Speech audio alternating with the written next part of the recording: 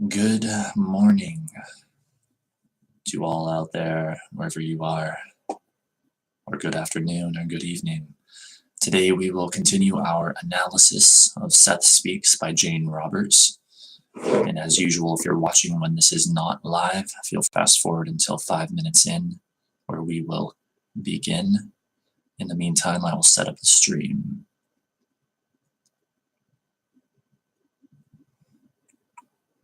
How do we look and sound? Okay, we're good.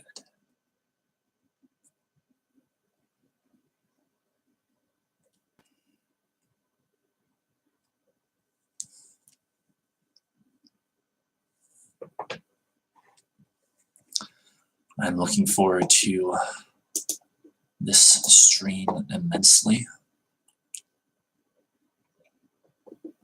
and all the delicious material that we will cover.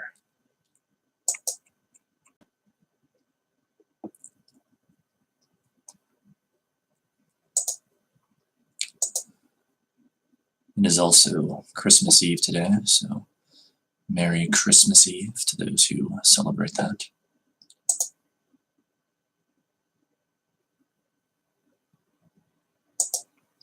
Even though I am poetic heretic, I have nothing really against Christmas.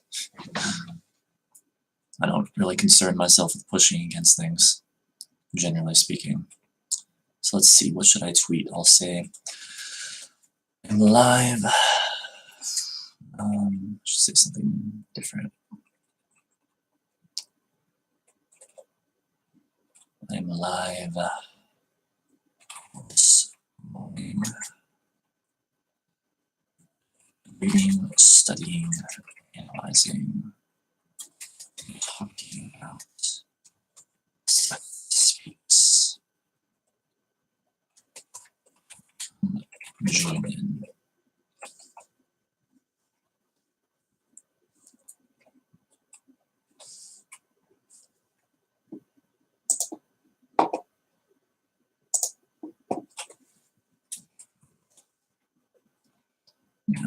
Join me as we unravel mysteries.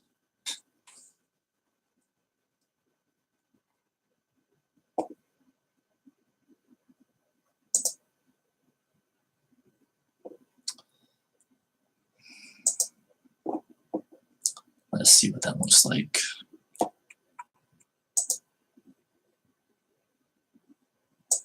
Also, happy Capricorn season.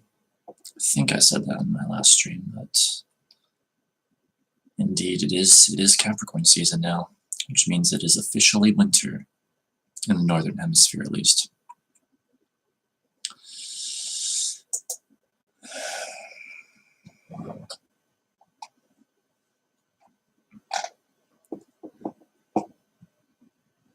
Perhaps later on I'll Instagram that I'm live, but not right now. Also, we will be having 2 parts to this stream today, most likely, because I have some plans later, and so I'm actually doing this part now for about the next 2 hours, and then I'll take a break, have lunch, and come back for hopefully another hour and a half. We'll just have to see how that goes, depending on some things. And we are 1 minute away from beginning.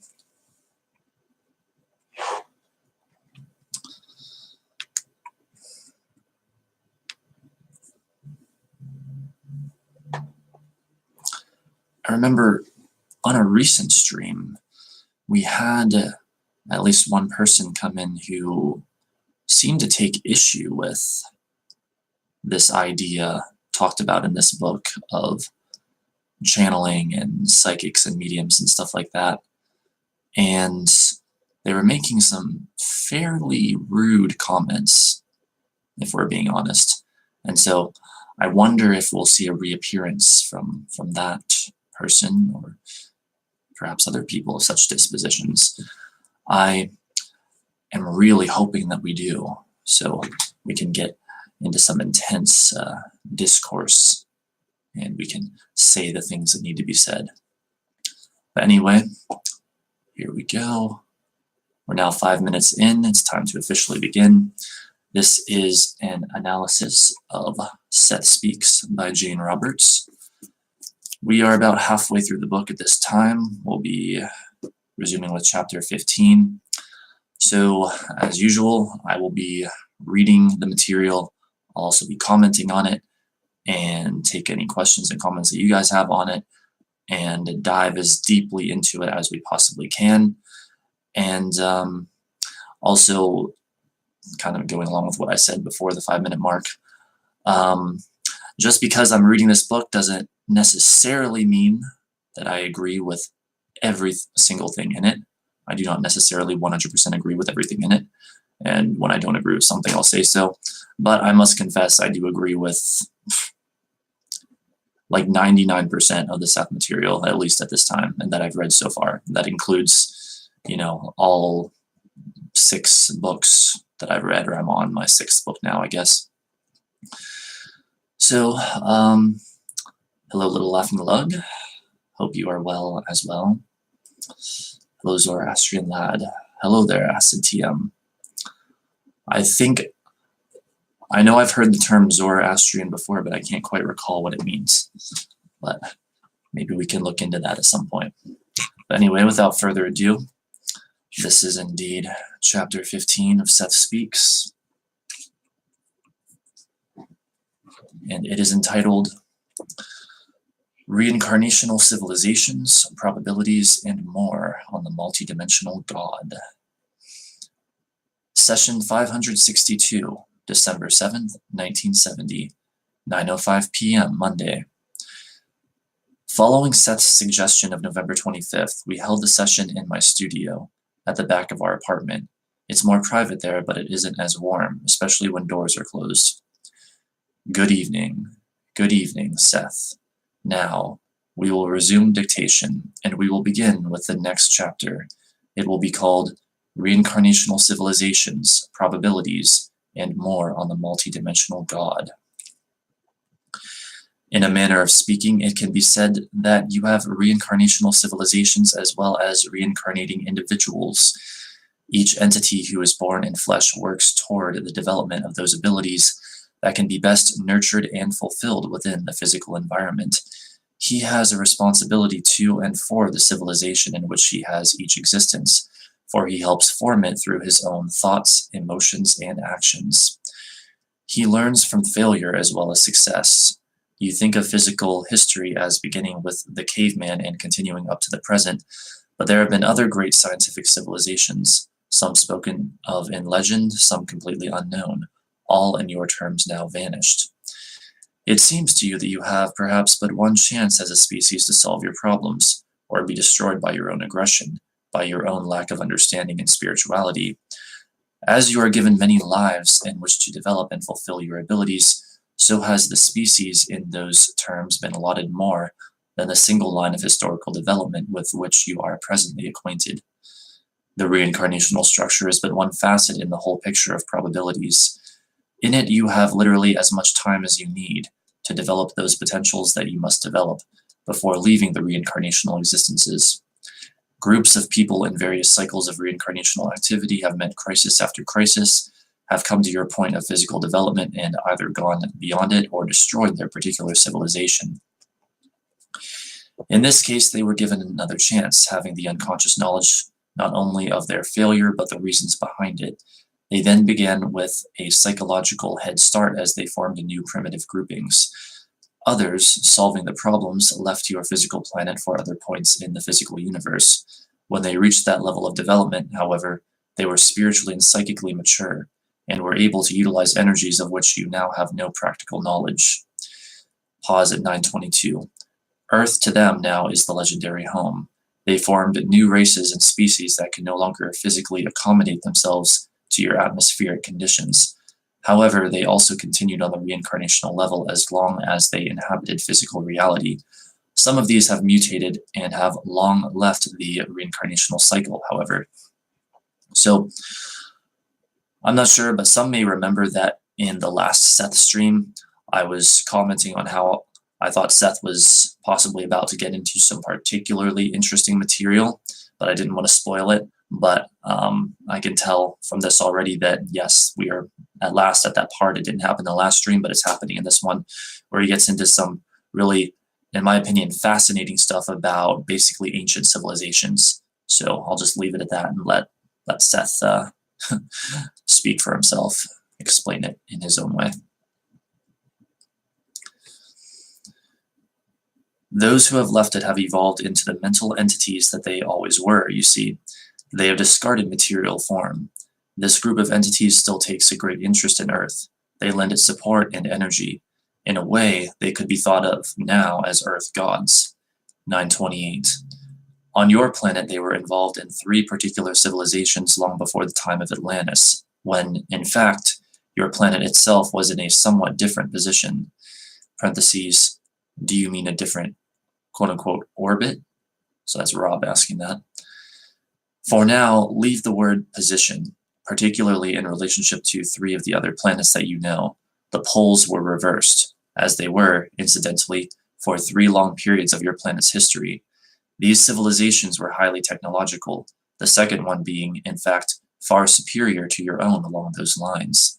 Sound was utilized far more effectively, not only for healing and in wars, but also to power vehicles of locomotion and to bring about the movement of physical matter. Sound was a conveyor of weight and mass. 934. When Jane spoke the word wars above, her tone of voice and her facial expression had a wouldn't you know it connotation. The strength of the second civilization lay mainly in the areas now known as Africa and Australia, although at that time not only was the climate entirely different, but the land areas. There was a different attraction of landmass having to do with the altered position of the poles. Relatively speaking, however, the civilization was concentrated in area. It did not attempt to expand. It was highly ingrown and dwelled upon the planet simultaneously with a large, unorganized, dispersed, primitive culture. Not only did it make no attempt to quote-unquote civilize the rest of the world, but it did everything in its power, which was considerable for a long period of time, to impede any such progress. The members of the civilization were largely a fringe group from the earlier successful civilization, most of whom had decided to continue existence in other areas of your physical universe. These, however, were particularly enamored of earthly life, and also thought that they could improve upon the last experiment in which they had been involved, though they were free to move on to other layers of existence. 942. They were not interested in beginning from scratch again as an infant civilization, but in other areas. Therefore, much of their knowledge was instinctive with them, and this particular group then went through what you would call the various technological stages very rapidly. They were particularly concerned in the beginning with developing a human being who would have built-in safeguards against violence. With them, the desire for peace was almost what you would call an instinct. There were changes in the physical mechanism. When the mind signaled strong aggression, the body would not react. Now, psychologically, you can see vestiges of this in certain individuals who will faint or even attack their own physical system before allowing themselves to do what they think of as violence to another. This civilization, therefore, left the natives that surrounded them in peace. They did send out members of their own group, however, to live with the natives and intermarry, hoping peacefully to thus alter the physiology of the species. The energy, often in your time given over to violence, went instead into other pursuits, but began to turn against them. They were not learning to deal with violence or aggression.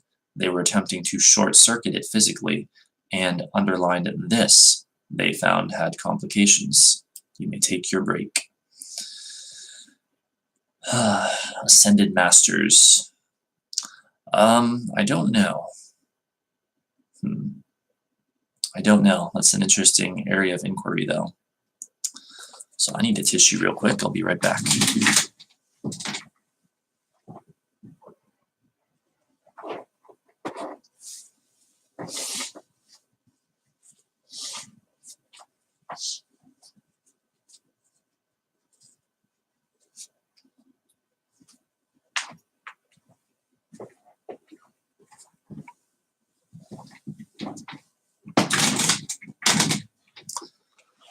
It is yet another Freezing cold morning in here, but slowly warming up, fortunately.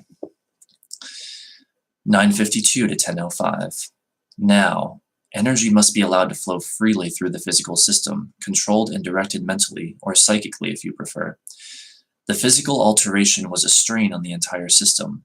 The creative function and basis that has been distorted into the idea of aggression, the urge to act, was not understood.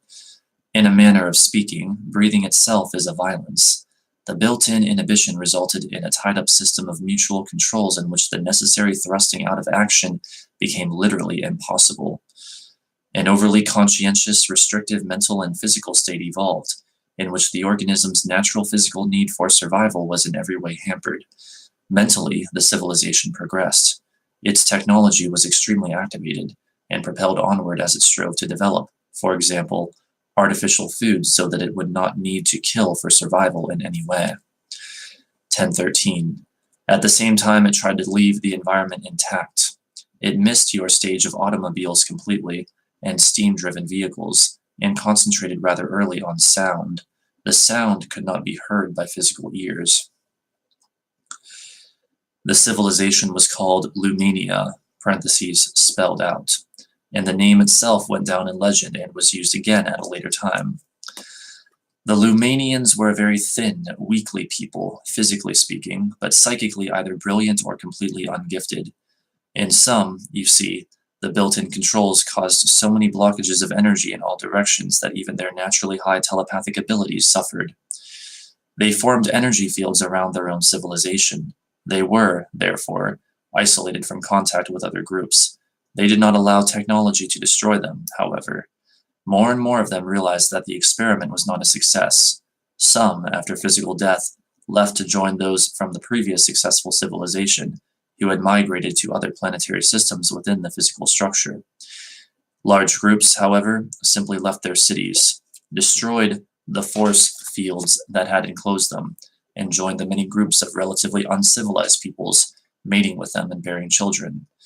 These Lumanians died quickly, for they could not bear violence nor react to it violently. They felt, however, that their mutant children might have a resulting disinclination toward violence, but without the prohibiting nerve control reactions with which they were endowed. 1 minute pause at 10:24. Physically, the civilization simply died out. Some few of the mutant children formed a small later group who traveled the area as itinerants in the following century, with large bands of animals. They cared for each other mutually, and many of the old legends concerning half man and half beast have come down through the ages simply from the memory of these old associations. These people, as remnants really of the first great civilization, always carried within themselves strong subconscious memories of their origin. I am speaking of the Lumanians now. This accounted for their quick rise, technologically speaking. But because their purpose was so single-minded, the avoidance of violence, rather, say, than the constructive, peaceful development of creative potential, their experience was highly one-sided. They were driven by such a fear of violence that they dared not allow the physical system freedom even to express it. 10:33. The vitality of the civilization was therefore weak, not because violence did not exist, but because freedom of energy and expression was automatically blocked along specific lines, and from underlined outside, physically. They well understood the evils of violence in earthly terms, but they would have denied the individual's right to learn this his own way, and thus prevented the individual from using his own methods creatively to turn the violence into constructive areas. Free will in this respect was discarded. As a child is physically protected from some diseases for a while after he emerges from his mother's womb, so for a brief period is the child cushioned against some psychic disasters for a short period after birth, and carries within him, still for his comfort, memories of past existences and places. So the Lumanians for some generations were supported by deep subconscious memories of the civilization that had gone before. Finally, however, these began to weaken. They had protected themselves against violence, but not against fear. They were, therefore, subject to all of the ordinary human fears which were then exaggerated, since physically they could not respond even to nature with violence. If attacked, they had to flee. The fight-or-flight principle did not apply. They had but one recourse. 1041. Their god symbol was a male one, a strong, physically powerful male figure who would therefore protect them since they could not protect themselves. He evolved through the ages as their beliefs did, and into him they projected those qualities that they could not themselves express. He was much later to appear as the old Jehovah, the god of wrath who protected the chosen people. The fear of natural forces was, therefore, initially extremely strong in them for the reasons given, and brought about a feeling of separation between man and those natural forces that nurtured him. They could not trust the earth, since they were not allowed to protect themselves against the violent forces within it. Their vast technology and their great civilization was largely underground. They were, in those terms, the original cavemen, and they came out from their cities through caves also. Caves were not just places of protection in which unskilled natives squatted. They were often doorways to and from the cities of the Lumanians. Long after the cities were deserted, the following natives, uncivilized, found these caves and the openings. In the period that you now think of as the Stone Age, the men you think of as your ancestors, the cavemen, often found shelter not in rough, naturally formed caves, but in mechanically created channels that reached behind them, and in the deserted cities in which once the Lumanians dwelled. Some of the tools fashioned by the cavemen were distorted versions of those they had found. Now you may take your break and keep warm. It's like Seth could be saying that to me right now. 1044. Jane's pace had been rather leisurely throughout. The studio had cooled off considerably by now, hence Seth's remark. 3 pages of deleted material followed break, with the session ending at 11:25 p.m. All right, that concludes that session. Any questions or comments on the material?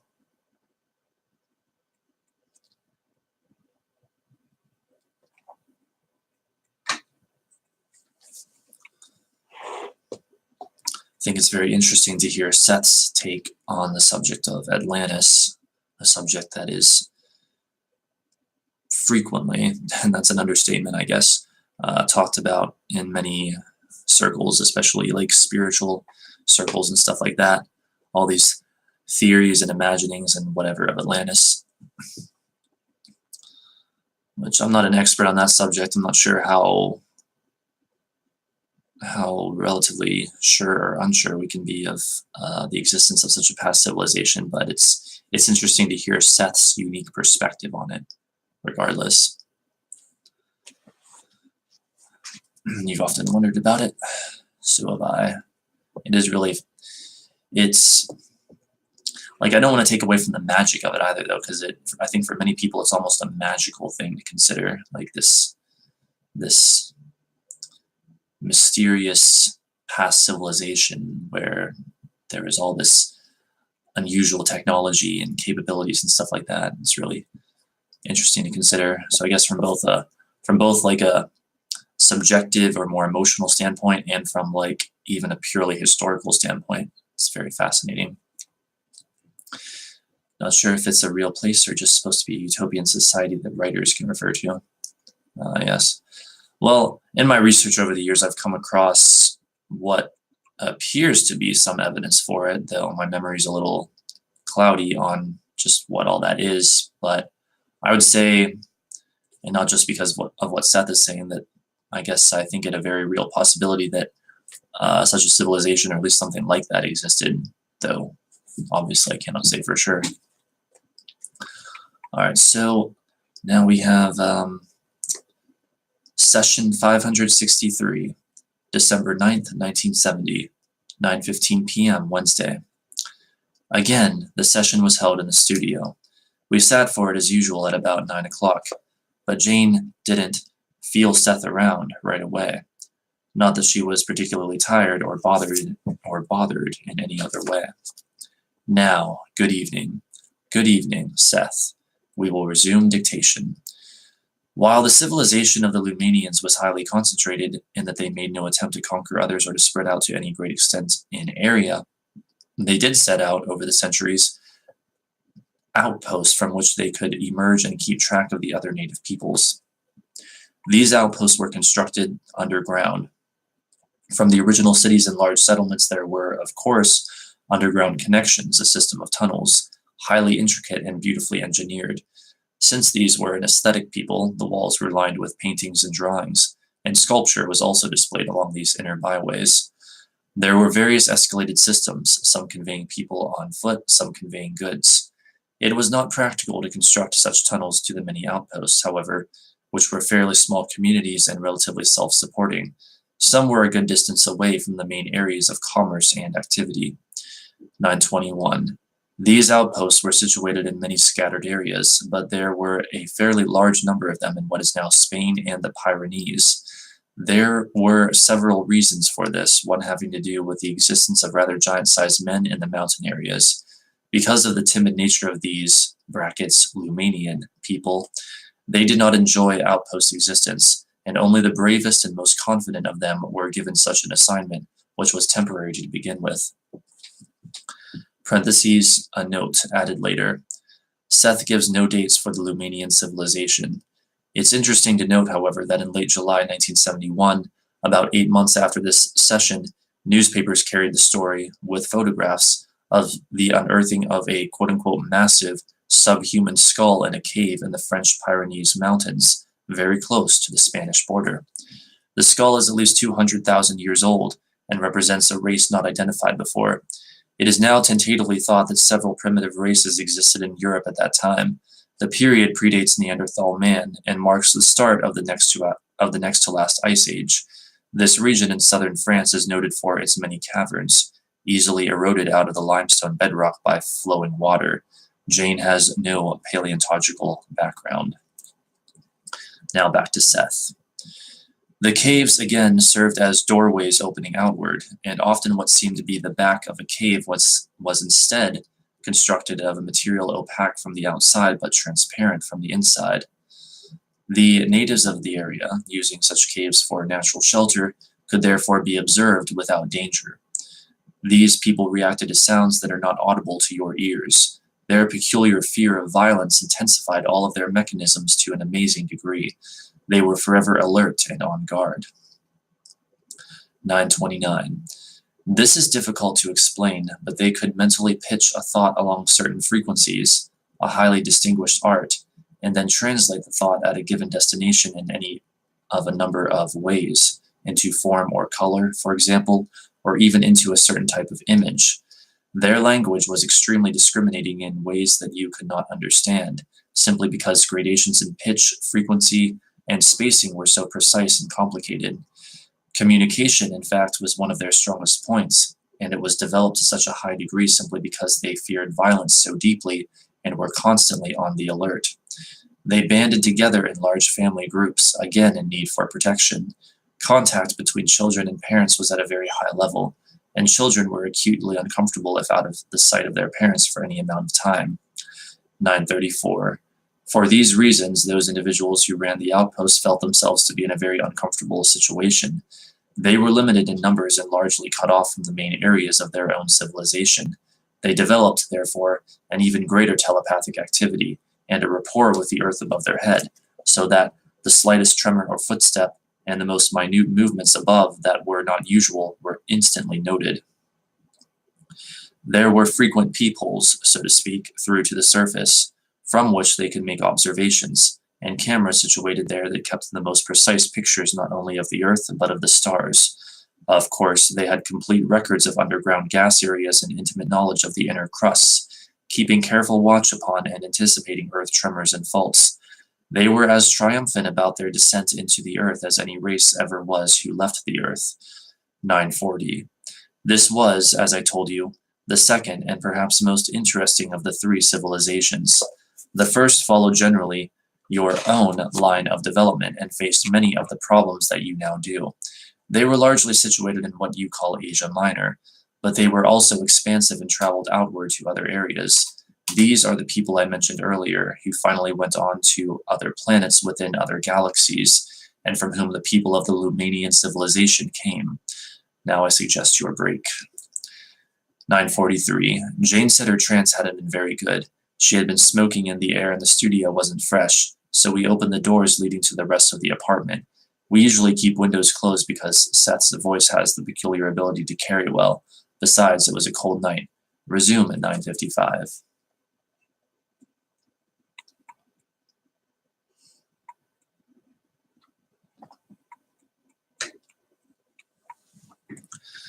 Now, before we discuss the third civilization, there are a few more points I would like to make about the second one. This has to do with communication as it was applied to their drawings and paintings, and to the highly discriminating channels that their creative communications could take. In many ways, their art was highly superior to your own, and not as isolated. The various art forms, for example, were connected in a fashion that is nearly unknown to you, and because you are so unfamiliar with the concept, it will be rather difficult to explain. 10 o'clock. Consider, for example, something very simple, say a drawing of an animal. You would perceive it simply as a visual object, but these people were great synthesizers. A line was not simply a visual line, but according to an almost infinite variety of distinctions and divisions, it would also represent certain sounds that would be automatically translated. An observer could automatically translate the sounds before he bothered with the visual image, if he wanted to. In what would appear to be a drawing of an animal, then, the entire history or background of the animal might also be given. Curves, angles, lines all represented, beside their obvious objective function in a drawing, a highly complicated series of variations in pitch, tone, and value, or if you prefer, invisible words. 10:07. Distances between lines were translated as sound pauses, and sometimes also as distances in time. Color was used in terms of language and communication, in drawings and paintings, representing somewhat as your own color does, emotional gradations. The color, however, its value of intensity served to further refine and define, for example, either by reinforcing the message already given by the objective value of the lines, angles, and curves, and by the invisible word messages already explained, or by modifying these in any given number of ways. Do you follow me here? Parentheses, yes. Pause at 10:12. The size of such drawings also spoke its own message. In one way, this was a highly stylized art, and yet it allowed for both great preciseness of expression in terms of detail and great freedom in terms of scope. It was obviously highly compressed. This technique was later discovered by the third civilization, and some of the remnants of drawings done in imitation of it still exist. But the keys to interpretation have been completely lost, so all you could see would be a drawing devoid of the multisensual elements that gave it such great variety. It exists, but you could not bring it alive. I should perhaps mention here that some of the caves, particularly in certain areas of Spain and the Pyrenees, and some earlier ones in Africa, were artificial constructions. Now, these people moved mass with sound and, as I told you earlier, actually conveyed matter through a high mastery of sound. This is how their tunnels were originally formed, and it was also the method used to form some of the caves in areas where originally there were few. Often drawings on the cave walls were highly stylized information, almost like signs in your terms in front of public buildings, portraying the type of animals and beings in a given area. These drawings later were used as models by your early cavemen in the historical times to which you usually refer. Do you want a break? Parentheses, yes, I guess so. 10:20. I had started to cough during Jane's delivery because of the smoke from her cigarettes. She said she'd been aware of this, but that even so, her trance had been better this time. We aired out the studio regardless of the outside temperature. Resume at 10:33. Now, their communicative abilities, and therefore creative abilities, were more vital, alive, and responsive than yours are. When you hear a word, you may be aware of a corresponding image in your mind. With these people, however, sounds automatically and instantly build up an amazingly vivid image that was not three-dimensional by any means being internalized, but was far more vivid than your usual mental images indeed. Certain sounds, again, were utilized to indicate amazing distinctions in terms of size, shape, direction, and duration both in space and time. Sounds automatically produced brilliant images, in other words. For this reason, there was an easy distinction between what was called inner sight and outer sight, and it was quite natural for them to close their eyes when seated in conversation in order to communicate more clearly, enjoying the ever-changing and immediate inner images that accompanied any verbal interchange. 10:41. They learned quickly, and education was an exciting process, because this multisensuous facility automatically impressed information upon them, not simply through one sense channel at a time, but utilizing many simultaneously. For all this, however, and the immediacy of their perceptions, there was an inherent weakness. The inability to face up to violence and learn to conquer it meant, of course, that they also severely hampered a certain thrusting out characteristic. Energy was blocked in these areas so that they actually lacked a forceful quality or sense of power. I do not necessarily mean physical power, however, but so much of their energy was used to avoid any meeting with violence that they were not able to channel ordinary aggressive feelings, for example, into other areas. Now I am going to end the session, or you may take a break if you prefer. I suggest, however, that you end it. Parentheses, I nodded in assent. My heartiest regards and a fond good evening. Same to you, Seth, and thank you very much. Good night. 10:48 p.m. Jane's trance had been quite variable this time, and I had continued to cough. She said that Seth finally ended the session because her trance actually fluctuated as I coughed. The material was of a type, Jane added, that was difficult to get while she contended with such distractions. All right, that's the end of that session. Any comments or questions?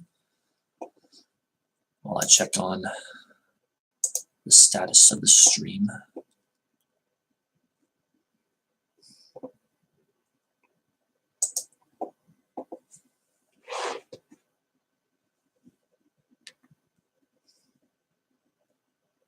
I think it's so fascinating to consider the implications of these ancient civilizations. And that's whether or not Seth's material here is accurate. Which I lean towards the far stronger suspicion that it is, or that it's at least mostly accurate. And it's also interesting because you could say, like, our civilization today definitely has its peculiarities and idiosyncrasies, whatever the word is, but so do these past civilizations. If this material is correct, they had their idiosyncrasies as well that to us would seem just so strange and in some cases almost perhaps even incomprehensible. Pretty clear we've lost knowledge through the ages. We still can't explain how some structures were built. Even things like Greek fire were lost. Yeah, that is very fascinating to consider.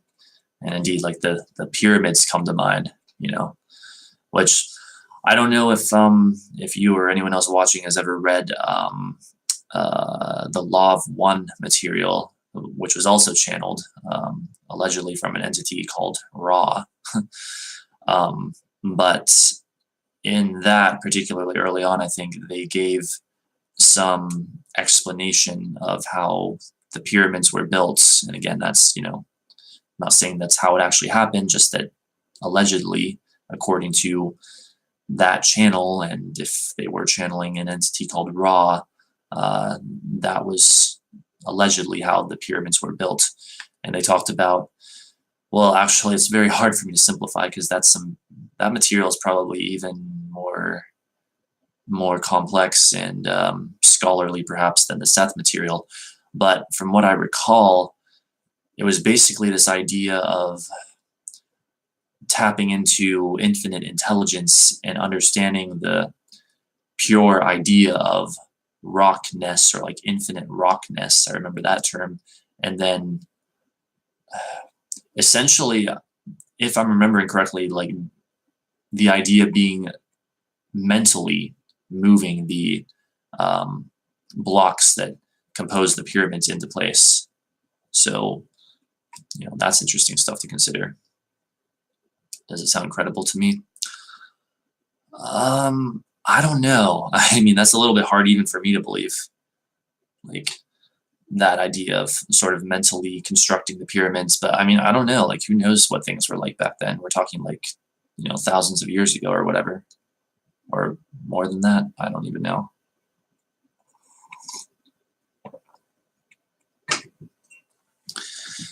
Surprisingly, there are some very basic things that you would think that I would know that I don't know. Like, I'm not sure how long ago the pyramids were built, if I'm being perfectly honest. Could have used acoustic levitation. That sounds very familiar. I wonder if that's what they went over in the raw material, actually. Acoustic levitation. But actually, I'm going to see if Google knows how long ago the pyramids were built, so we can have that on here. Okay, Google. How long ago were the pyramids built? According to Ancient Egypt Research Associates, archaeologists believe Egypt's large pyramids are the work of the Old Kingdom society that rose to prominence in the Nile Valley after 3000 BC. Historical analysis tells us that the Egyptians built the Giza pyramids in a span of 85 years between 2589 and 2504 BC. Okay, yeah, so we are indeed talking in the area of thousands of years. One of the nice things about doing this kind of research and investigation in the modern times is modern technology like that. We have a question, we can often just find out instantaneously. I love it.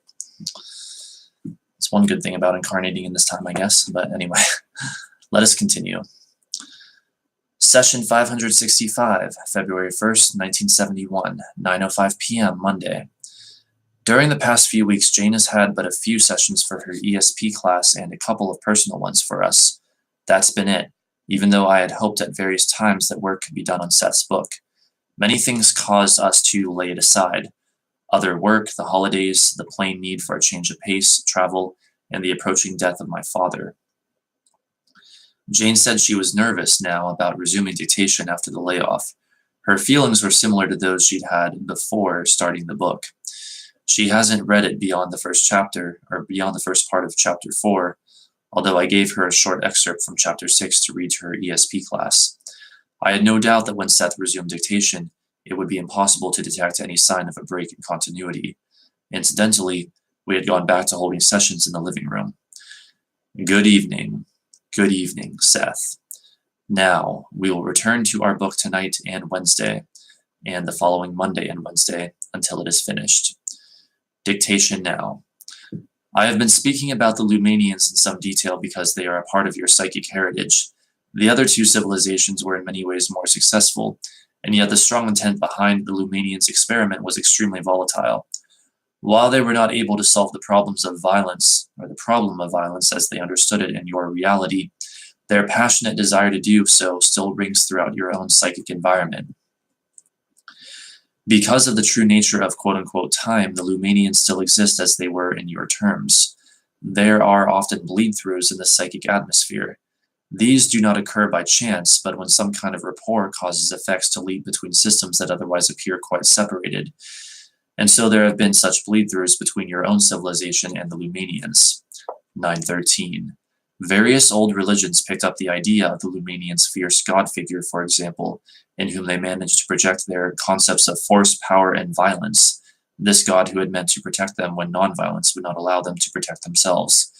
There is a bleed-through now in the making, so to speak, in which the Lumanians' multidimensional concepts of art and communication will be glimpsed by your own people, but in a rudimentary form. Because of the nature of probabilities, there is also, of course, a system of reality in which the Lumanians succeeded in their experiment with nonviolence, and in which a completely different type of human being emerged. 919. All of this may seem very strange to you, simply because your concepts of existence are so specific and limiting. Ideas of probable realities and probable men and gods may strike some of you as quite absurd, and yet as you read this book, you are but one of the probable yous. Other probable yous would not consider you real, of course, and some might indignantly question your existence. Nevertheless, the probable system of reality is not just a philosophical question. If you are interested in the nature of your own reality, then it becomes a highly personal and pertinent matter. As the various qualities of the Lumanians are still present in your psychic atmosphere, as their cities still coexist in land areas now called your own, so other probable identities coexist with the identities you now call your own. In the following chapter, we will discuss you and your probable selves. A note. This is in parentheses. A note. According to Seth, the Lumanians were the second of a group of 3 highly technological civilizations that existed on our planet long before the time of Atlantis. In the 563rd session, Seth mentioned that he would soon discuss the third of these cultures. This material was never received. It could have been, but because of the long break between the last 2 sessions on Seth's book, we simply did not remember to ask for it. Alright, and that concludes that chapter. Next up is chapter 16 called Probable Systems, Men and Gods, and we will take a brief break. Comments or questions? Well, I now check on the stream.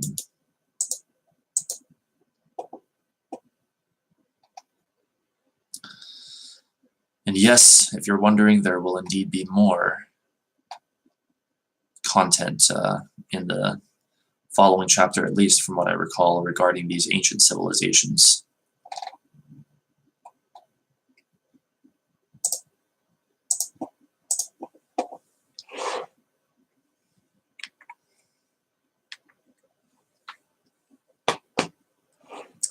Okay, let me take a sip of water and then we will continue.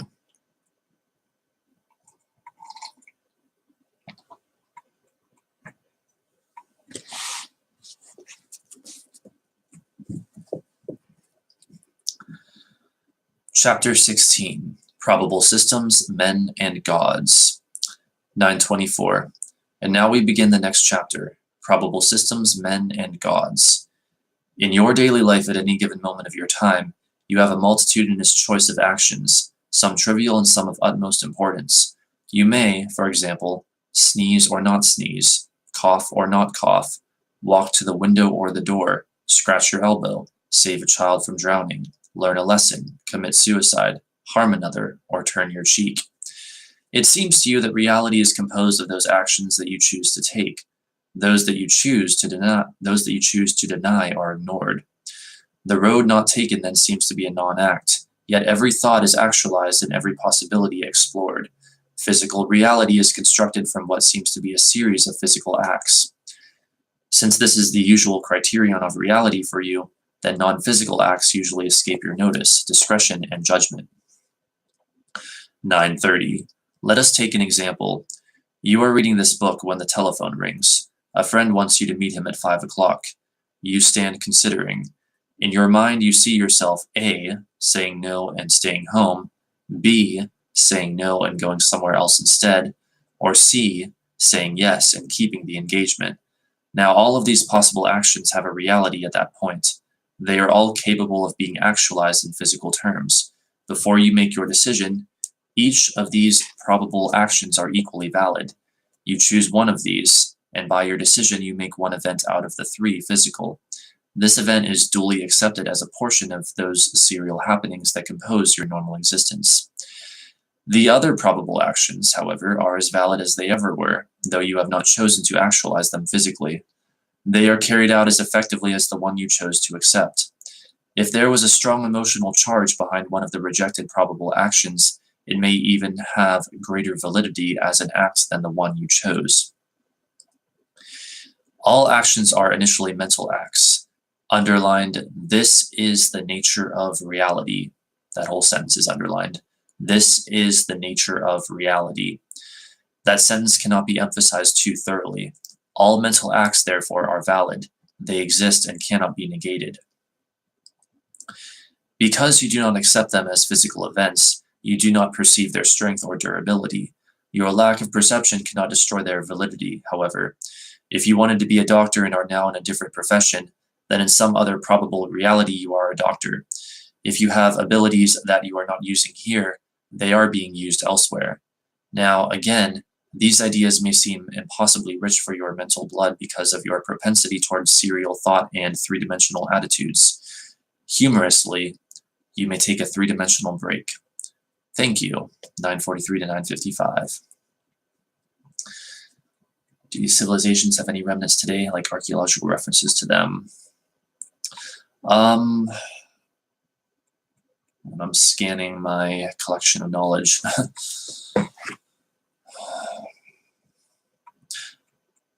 Well, I guess it depends how you define the idea of remnants and archaeological references. I mean, well, there's all kinds of things that we have found that would seem to suggest some kind of ancient civilization like that. From what I've observed over the years, at least I think so. There's a lot of people that, how do I put this? Kind of the ancient aliens kind of crowd, or that idea or group of thought. There's a lot of supposed evidence for that in that area, where even if it wasn't, ancient aliens or whatever, that could be taken as evidence for other kinds of ancient civilizations of this kind. But I don't know.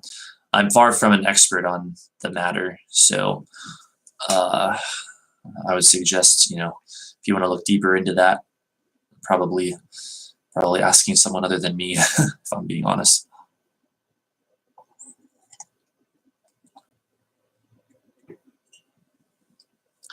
And Seth is putting a name to all these findings. Understand these, explaining their history. It is true. It is true. Yeah, and it's very fascinating, again, hearing Seth's take on ideas that I guess have been around for many, many years, and even many years before this material was given. All right, so let us continue. 943 to 955. Now these facts do not deny the validity of the soul, but instead add to it immeasurably. The soul can be described, for that matter, as a multidimensional, infinite act, each minute probability being brought somewhere into actuality and existence, an infinite creative act that creates for itself infinite dimensions in which fulfillment is possible. The tapestry of your own existence is simply such that the three-dimensional intellect cannot behold it. These probable selves, however, are a portion of your identity or soul, and if you are out of contact with them, it is only because you focus upon physical events and accept them as the criteria for reality. 1001. From any given point of your existence, however, you can glimpse other probable realities and sense the reverberations of probable actions beneath those physical decisions that you make. Some people have done this spontaneously, often in the dream state. Here, the rigid assumptions of normal waking consciousness often fade, and you can find yourself performing those physically rejected activities, never realizing that you have peered into a probable existence of your own. If there are individual probable selves, then of course there are probable Earths, all taking roads that you have not adopted. Beginning with an act of imagination in the waking state, you can sometimes follow for a short way into the quote-unquote road not taken. Go back to our man at the telephone mentioned earlier. Let us say that he tells his friend he will not go. At the same time, if he imagines that he took another alternative and agreed on the engagement, then he might experience a sudden rift of dimensions. If he is lucky and the circumstances are good, he might suddenly feel the full validity of his acceptance as strongly as if he had chosen it physically. Before he realizes what is happening, he might actually feel himself leave his home and embark upon those probable actions that physically he has chosen not to perform. 1012. For the moment, however, the full experience will rush upon him.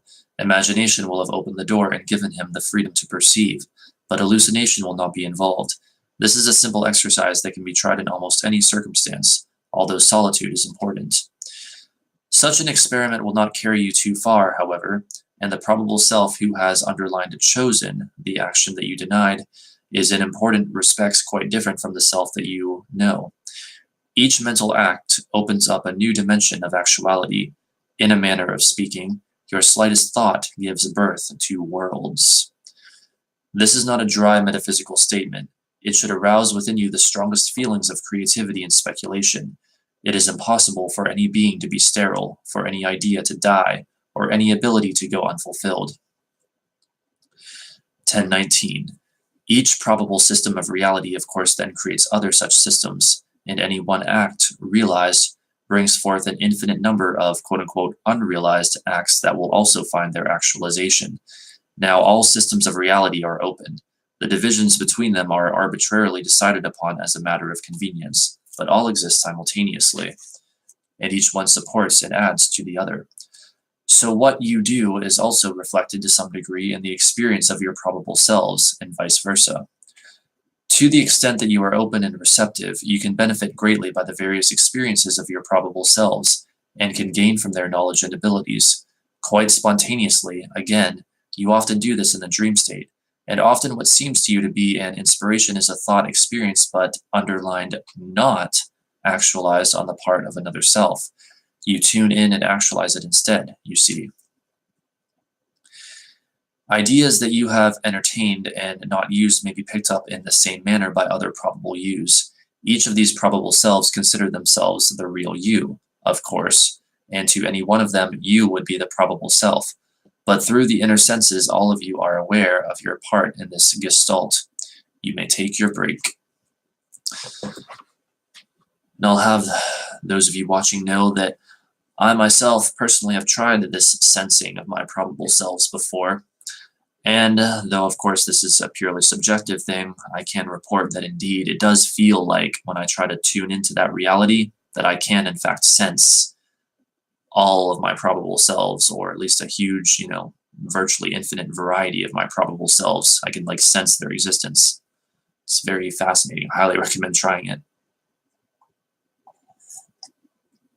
Because if we accept Seth's thesis on the matter,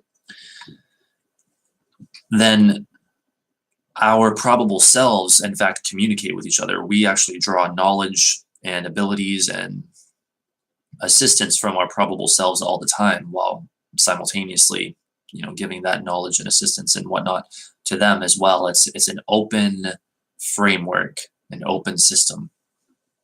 So I think it's an extremely interesting idea and sheds more light on the multidimensional nature of reality that Seth is, I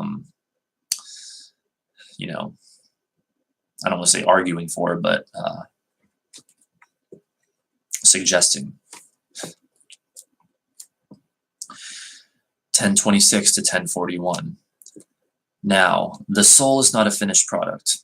In fact, it is not a product in those terms at all, but a process of becoming. All that is not a product, finished or otherwise, either. There are probable gods as there are probable men, but these probable gods are all a part of what you may call the soul of, or the identity of, all that is, even as your probable selves are all a portion of your soul or entity. The dimensions of actuality possible to all that is, of course, far exceed those presently available to you. In a manner of speaking, you have created many probable gods through your own thoughts and desires. They become quite independent psychic entities, validities in other levels of existence. The one, all that is aware not only of its own nature and of the nature of underlined all consciousness, but is also aware of its infinite probable selves. We go here toward subjects in which words become meaningless. The nature of all that is can only be sensed directly through the inner senses, or, in a weaker communication, through inspiration or intuition. The miraculous complexity of such reality cannot be translated verbally. Now give us a moment. End of dictation. Pause at 10:49. Jane's pace had been slower since break. Seth now proceeded to give some material for her regarding her writing. Thank you. That's Rob saying thank you. And we will have book dictation Wednesday, with any personal material at the end. All right. Good night, Seth. End at 11:02 p.m. Okay, we'll take a brief break for comments or questions, and then we will resume.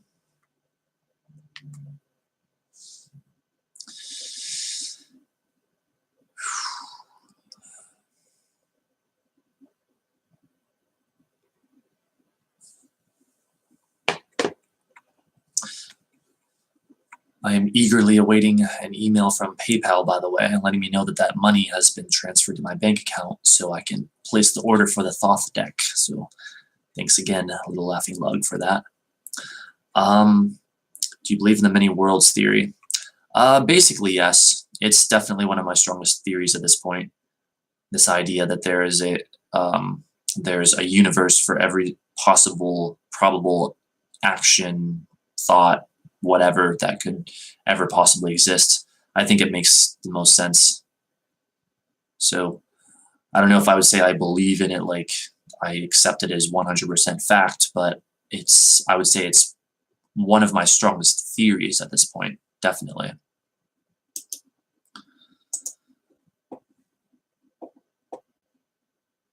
So let me just check a couple things here.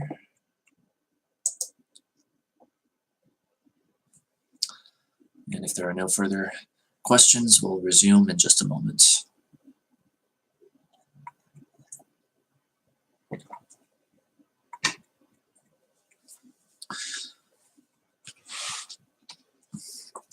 Those watching may notice that I'm, I guess, having this be a bit more fast-paced than previous readings of the Seth book, but I don't know, I think it's better that way overall, and I think it's better for those who end up watching when this is not live, if we keep it at a relatively fast pace, but still taking the time to really analyze things as well.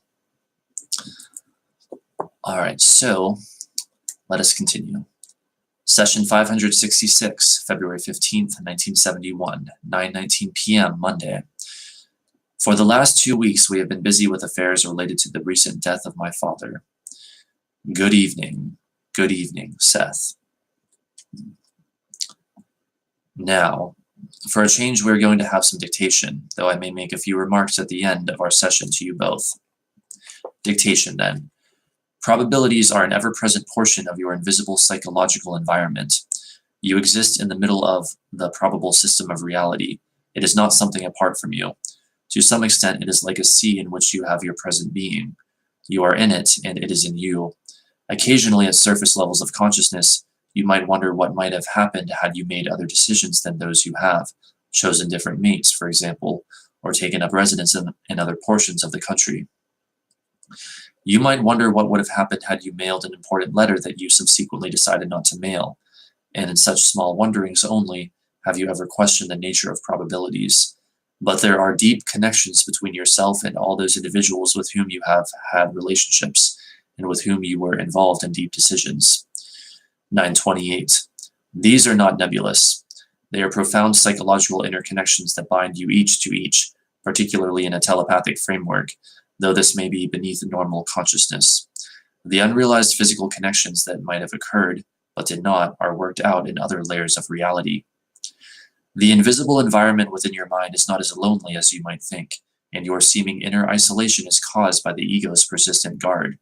It sees no reason, for example, why you should be informed of information that it does not consider pertinent to day-by-day daily activity.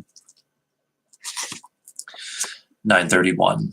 I do not like the phrase to advance, yet in your terms, to advance as a consciousness is to become more and more aware of these other materializations of your own identity.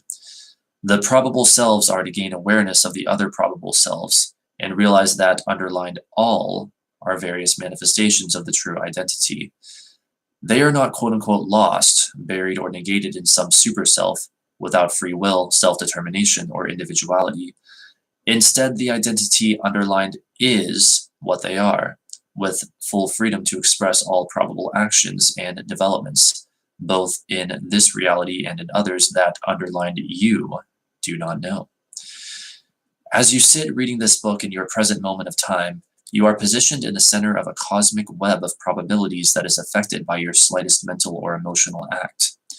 Pause at 936. Your thoughts and emotions, therefore, go forth from you not only in all physical directions, but in directions that are quite invisible to you, appearing in dimensions that you would not presently understand. Now you are also the receiver of other such signals coming from other probabilities that are connected with your own, but you choose which of those probable actions you want to make real or physical in underlined your system, as others also have the freedom of choice in their systems. You originate ideas then and receive them, but you are not forced to actualize unrealized probable acts that come to you from other probable selves. Now there is a natural attraction between yourself and other probable selves, electromagnetic connections having to do with simultaneous propulsions of energy. By this I mean energy that appears simultaneously both to you and probable selves in other realities, psychic connections having to do with a uniting, sympathetic, emotional reaction and a connection that shows up very strongly in the dream state. In that state, with the functions of the ego somewhat stilled, there is some considerable communication between various portions of the entire identity. In dreams, you may have glimpses of probable roads that you might have taken. You may think that these are fantasy, but instead you may be perceiving a legitimate picture of events that did occur within another system of probabilities. Now you may take your break. 945. Jane was surprised at the quote-unquote little amount of material delivered. She said she thought she'd really been flying with some great new material. Resume at 10 o'clock.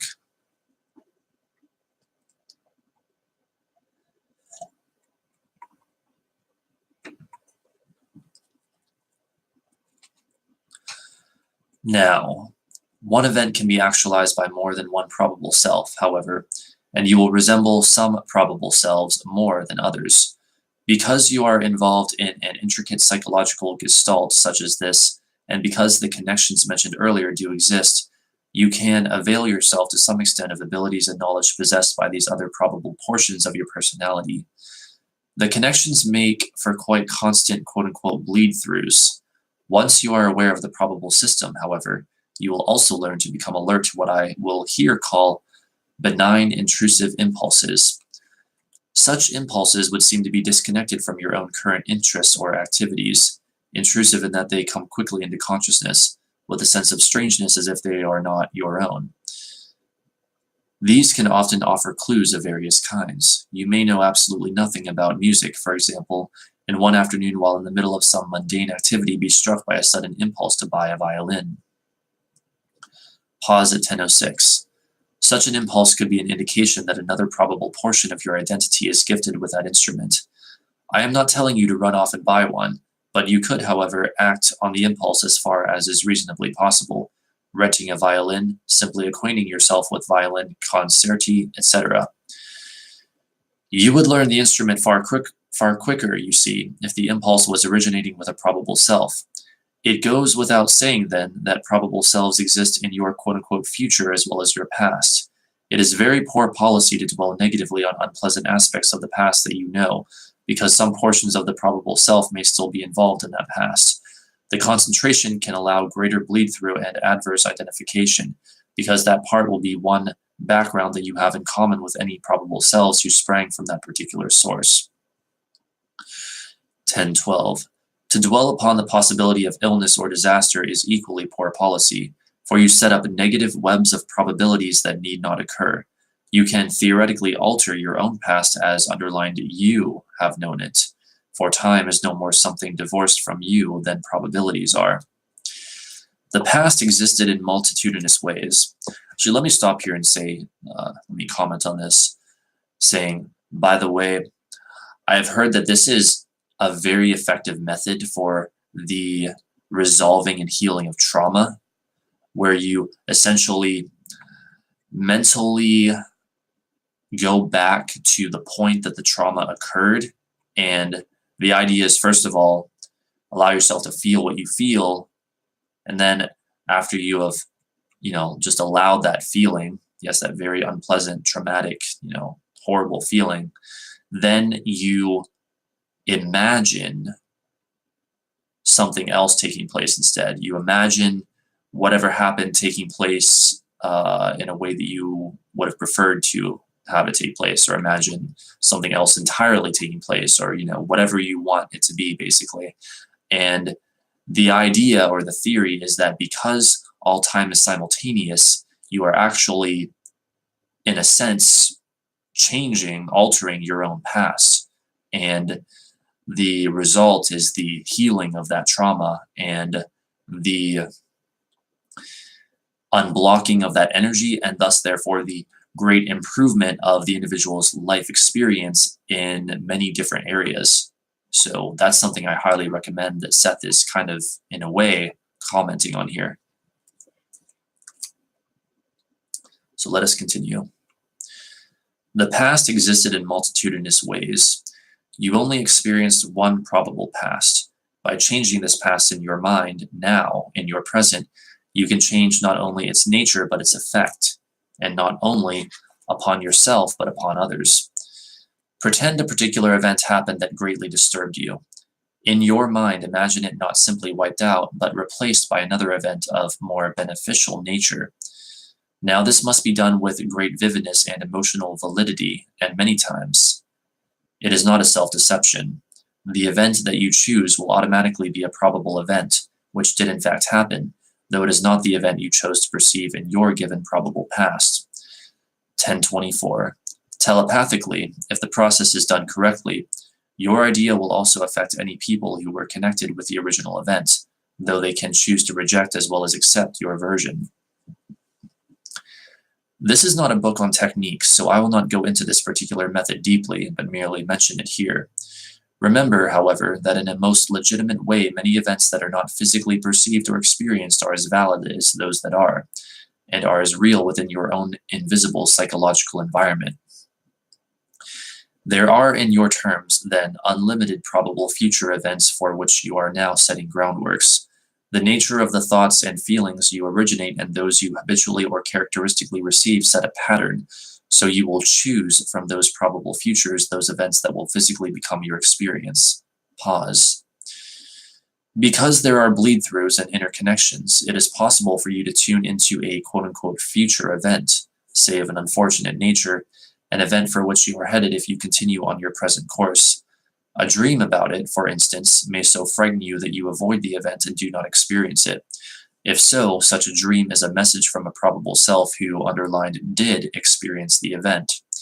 1030. So can a child then in a dream receive such communications from a probable future self, of such a nature that its life is completely changed. The entire identity is being now. All divisions are merely illusions, so one probable self can hold out a helping hand to another, and through these intercommunications, the various probable selves in your terms underlined begin to understand the nature of their identity. Now this leads to other adventures in which whole civilizations may be involved, for as individuals have their probable destinies, so do civilizations, nations, and inhabited planetary systems. Your historical Earth, as you know it, has developed in many different ways, and there is a deeply unconscious connection that unites all such manifestations. In their own way, even atoms and molecules retain a knowledge of the forms through which they have passed, and so the individuals that compose any given civilization contain deep within themselves the inner knowledge of experiments and trials, successes and failures, in which the races have also been involved at other levels of reality. You may take your break. 1039 to 1055. In some probable realities, Christianity as you know it did not flourish. In some, males did not dominate. In others, the makeup of physical matter simply followed different lines. Now, all of these probabilities are in the air about you, so to speak, and I describe them as faithfully as I can, but I must relate them with concepts with which you are somewhat familiar. To some extent, then, the quote-unquote truth must be sifted through your own conceptual patterns in order for you to comprehend it all, in order for you to comprehend it at all. Suffice it to say, you are surrounded by other influences and events. Certain of these you perceive in your three-dimensional reality. You accept them as real without realizing that they are only portions of other events. Where your vision fails, you think reality ceases. So again, you must train yourselves to look between events, between objects, within yourself when you do not seem to be doing anything. Watch out for events that appear to make no sense, for they are often clues to larger invisible events. End of dictation. Parentheses, Seth then briefly answered a couple of personal questions. So, if you have no more questions or comments, parentheses, I shook my head. I intend to finish this chapter on Wednesday. My heartiest good wishes and a fond good evening, and when we get settled, we will start on you. Parentheses, okay. Thank you very much, Seth. Good night. 11:06 p.m. That concludes that session. Any thoughts on it?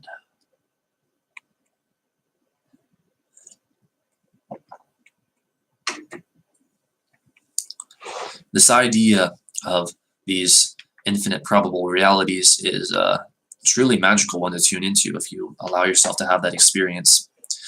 I remember recently, like I'll give this as a personal example real quick. Recently, like probably a few months ago, when I went to rewatch the original Full Metal Alchemist anime, watching it for the second time around, I had these ideas in mind a lot, and I thought, wow, if what Seth says is true, like let's just assume that it is for a moment, then the events of this show or of any show or movie or any work of fiction actually literally take place in other realities. And it blew my mind as I was thinking about that. And again, I'm not saying that I believe that to absolutely be true just because Seth says it, but just the idea that maybe, just maybe, that's true really blew my mind and made the experience of watching that show like a whole new, like, you know, magical, even more magical experience than it otherwise would have been, basically. It's amazing to think about. It is indeed. It is indeed. How these places / universes can exist on the astral. That's also an interesting thought or idea or consideration.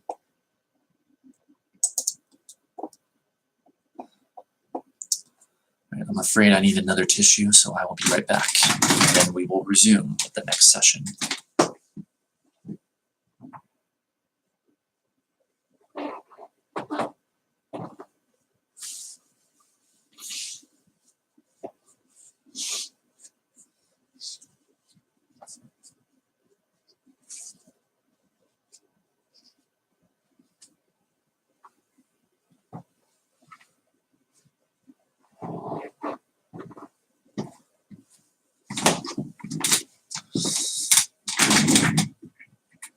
Poetic, as a gift for you, would you like me to compile your Seth Speaks book reading as all in video for you to upload?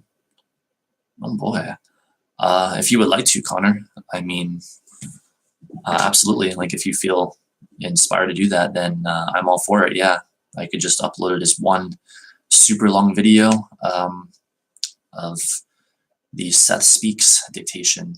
So yeah, like if you wanna take that initiative, then I'd greatly appreciate that. That would be really cool. So, all right, let us continue. Session 567, February 17th, 1971, 9:14 p.m. Wednesday. Good evening, Seth. Now, we will resume dictation. The nature of matter itself is not understood. You perceive it at a certain quote-unquote stage. Using your terms now and speaking as simply as possible, there are other forms of matter beyond those you see.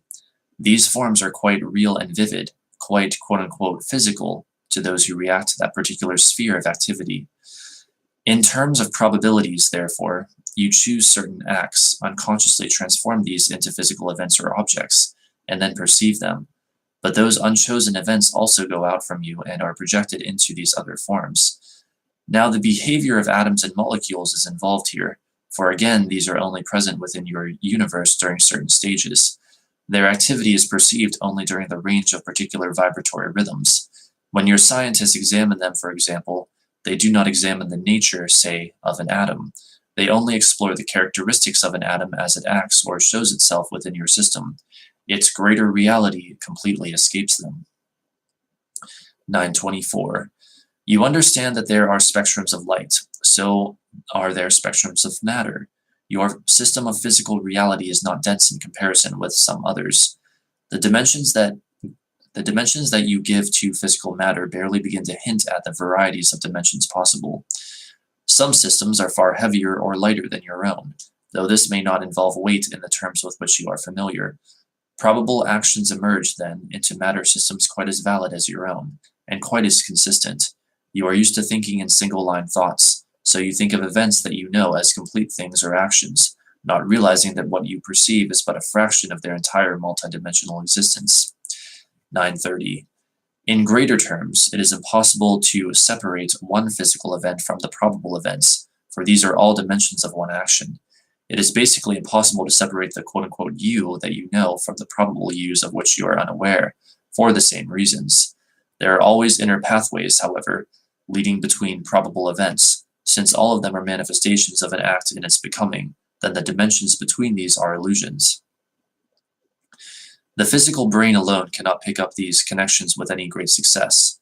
The mind, which is the inner counterpart of the brain, can at times perceive the far greater dimensions of any given event through a burst of sudden intuition or comprehension that cannot be adequately described on a verbal level. Pause at 9:35. As I have said frequently, time as you think of it does not exist. Yet in your terms, time's true nature could be understood if the basic nature of the atom was ever made known to you. In one way, an atom could be compared to a microsecond. It seems as if an atom quote-unquote exists underlined steadily for a certain amount of time. Instead, it phases in and out, so to speak. It fluctuates in a highly predictable pattern and rhythm. It can be perceived within your system only at certain points in this fluctuation, so it seems to scientists that the atom is steadily present. They are not aware of any gaps of absence as far as the atom is concerned. 9:41. In those periods of non-physical projection, the off periods of fluctuation, the atoms, quote-unquote, appear in another system of reality. In that system, they are perceived in what are, quote-unquote, on points of fluctuation. And in that system, also then, the atoms, parentheses, seem to appear steadily. There are many such points of fluctuation, but your system, of course, is not aware of them, nor of the ultimate actions, universes, and systems that exist within them. Now, the same sort of behavior occurs on a deep, basic, secret, and unexplored psychological level. The physically oriented consciousness, responding to one phase of the atom's activity, comes alive and awake to its particular existence. But in between are other fluctuations in which consciousness is focused upon entirely different systems of reality, each of these coming awake and responding, and each one having no sense of absence, and memory only of those particular fluctuations to which they respond. Now you may take your break. 9:47 to 10:06. Now, resume dictation. These fluctuations are actually simultaneous. It would seem to you as if there would be gaps between the fluctuations, and the description I have used is the best one for our purposes. But the probable systems all exist simultaneously, and underlined basically, following this discussion, the atom is in all of these other systems at one time. Now we have been speaking in terms of fantastically swift pulses or fluctuations, so smooth and quote-unquote brief that you do not notice them. But there are also quote-unquote slower, quote-unquote more vast, and quote-unquote longer fluctuations from your end of the scale. 10:14. These affect entirely different systems of existence than any closely connected with your own. The experience of such kinds of consciousness is highly alien to you. One such fluctuation might take several thousand of your years, for example.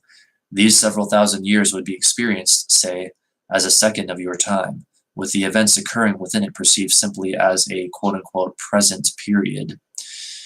Now, the consciousness of such beings would also contain the consciousness of large numbers of probable selves and systems, experienced quite vividly and clearly as multiple presents. These multiple presents can be altered at any of an actual number of infinite points, infinity not existing in terms of one definite line, but in terms of numberless probabilities and possible combinations growing out of each act of consciousness. 10:25. Such beings, with their multiple presents, may or may not be aware of your particular system. Their multiple present may or may not include it. You may be a part of their multiple present without even being aware of it. In much more limited terms, your probable realities are multiple presents. Long pause. The image, for an analogy, of an EYE, spelled out, within an I, endlessly repeated, may be useful here. End of that chapter. Pause at 10:29. Jane's delivery had been smooth and easy, seemingly effortless. I told her the material was excellent. I found statements like, in one way, an atom could be compared to a microsecond, particularly evocative. After a very short break, Jane gave several pages of material for us. The session ended at about 11:25 p.m. All right, that concludes chapter 16. Next up is chapter 17, called Probabilities, the Nature of Good and Evil, and Religious Symbolism, which we will begin in a moment or two. All right, any comments or questions on that material?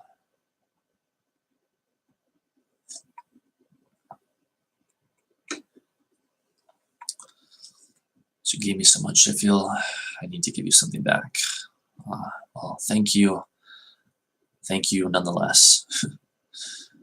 It's interesting how simply by my following what excites me and doing what I enjoy doing, I end up satisfying deeply not only myself, but I end up bringing satisfaction to other people, and then it ends up being reciprocal. I love that. I love how that works. So there's no sacrifice on my part. Like I'm just having fun, really. I'm simply doing what I love, and it ends up being a benefit not only to me, but to others. Absolutely love how that works.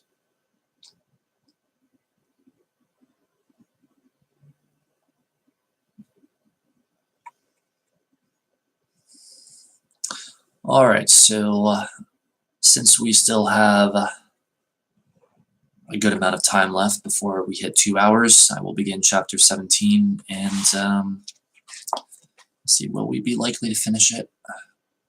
Let's just see how long it is. It's not too long. We'll probably finish it before the end of this stream, and then indeed I will come back for a part 2 or another part of the overall Seth series today after I take an hour or so to have lunch. So when this stream ends, it's not the end of my streaming for today. All right, let us continue. Chapter 17, Probabilities, the Nature of Good and Evil, and Religious Symbolism. Session 568, February 22nd, 1971, 9:19 p.m., Monday. Jane felt very relaxed and sleepy by session time, yet she didn't want to miss a session. She began speaking at a slower pace than usual. Good evening, Seth. Now, dictation. The chapter heading, Probabilities, the Nature of Good and Evil, and Religious Symbolism. Christian dogma speaks of the ascension of Christ, implying, of course, a vertical ascent into the heavens, and the development of the soul is often discussed in terms of direction. To progress is supposedly to ascend, while the horror of religious punishment, hell, is seen at the bottom of all things. Development is therefore considered in a one-line direction only, in Christian terms. Seldom, for example, is it thought of in horizontal terms. The idea of evolution in its popular meaning promulgated this theory, as through gradual progression in a one-line direction, man emerged from the ape.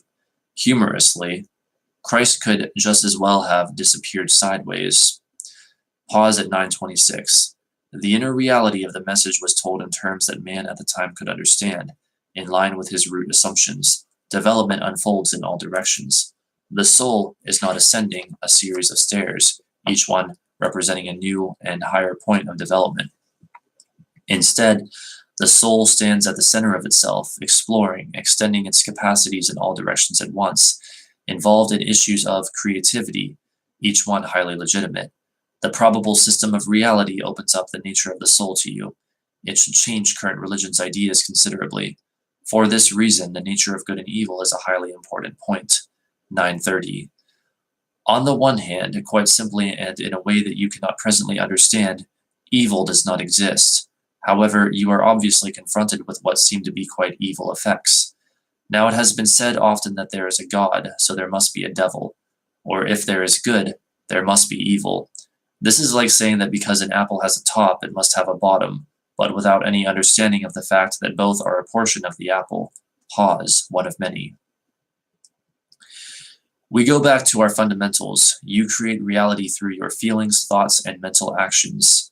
Some of these are physically materialized, others are actualized in probable systems. You are presented with an endless series of choices, it seems, at any point, some more or less favorable than others. You must understand that each mental act is a reality for which you are responsible. That is what you are in this particular system of reality for, or that is what you are in this particular system of reality for. As long as you believe in a devil, for example, you will create one that is real enough for you, and for the others you continue to create him. 9:35. Because of the energy he is given by others, he will have a certain consciousness of his own, but such a mock devil has no power or reality to those who do not believe in his existence, and who do not give him energy through their belief. He is, in other words, a superlative hallucination. As mentioned earlier, those who believe in a hell and assign themselves to it through their belief can indeed experience one, but certainly in nothing like eternal terms. No soul is forever ignorant. Now, those who have such beliefs actually lack a necessary deep trust in the nature of consciousness, of the soul, and of all that is. They concentrate upon not what they think of as the power of good, but fearfully upon what they think of as the power of evil. 9:40. The hallucination is created, therefore, out of fear and of restriction. The devil idea is merely the mass projection of certain fears, mass in that it is produced by many people, but also limited in that there have always been those who rejected this principle. Some very old religions understood the hallucinatory nature of the devil concept, but even in Egyptian times, the simpler and more distorted ideas became prevalent, particularly with the masses of people. In some ways, men in those times could not understand the concept of a god without the concept of a devil. Storms, for example, are highly creative natural events, though they can also cause destruction. Early man could see only the destruction. Some intuitively understood that any effects are creative, despite their appearances, but few could convince their fellow men. Pause at 9:47. The light and darkness contrast presents us with the same kind of picture. The good was seen as light, for men felt safer in the day. The evil was therefore assigned to nightfall. Within the mass of distortions, however, hidden beneath the dogma, there was always a hint of the basic creativity of every effect.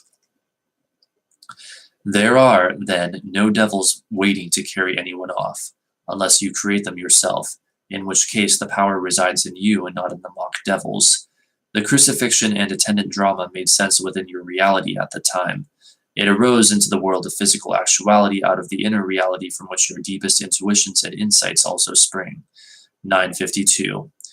The race brought forth the events, then, that would best convey in physical terms this deeper non-physical knowledge of the indestructibility of the soul. This particular drama would not have made sense to any other systems with different root assumptions than your own. You may take your break.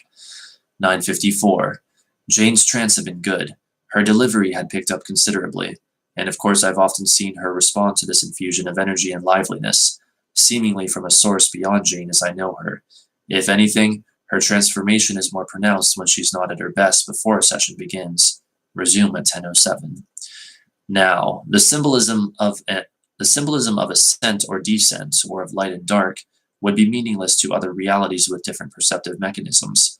While your religions are built around an enduring kernel of truth, the symbolism used was craftily selected, underlined by the inner self, in line with its knowledge of those root assumptions you hold as valid in the physical universe. Other information, in dreams for example, will also be given to you with the same symbolism, generally speaking. The symbolism itself, however, was simply used by the inner self. It does not inherently belong to inner reality. 1013. Many probable systems have perceptive mechanisms far different from your own. In fact, some are based upon gestalts of awareness completely alien to you. Quite without realizing it, your ego is a result of group consciousness, for example. The one consciousness that most directly faces the exterior world is dependent upon the minute consciousness that resides within each living cell of your body, and as a rule, you are only aware of one ego, at least at a time. In some systems, the quote-unquote individual is quite aware of having more egos than one, in your terms. The entire psychological organization is in a way richer than your own. A Christ who is not aware of this would not appear in such a system, you see. There are kinds of perception with which you are not familiar, worlds in which your underlined idea of light does not exist, where almost infinite gradations of thermal qualities are absorbed in terms of sensation, not of light. 1021. In any of these worlds, the Christ drama would never appear as it appeared within your own. Now, the same thing applies to each of your great religions, though, as I have said in the past, the Buddhists came closer, generally speaking, to a description of the nature of reality. They have not understood the eternal validity of the soul, however, in terms of its exquisite invulnerability, nor been able to hold a feeling for its unique character.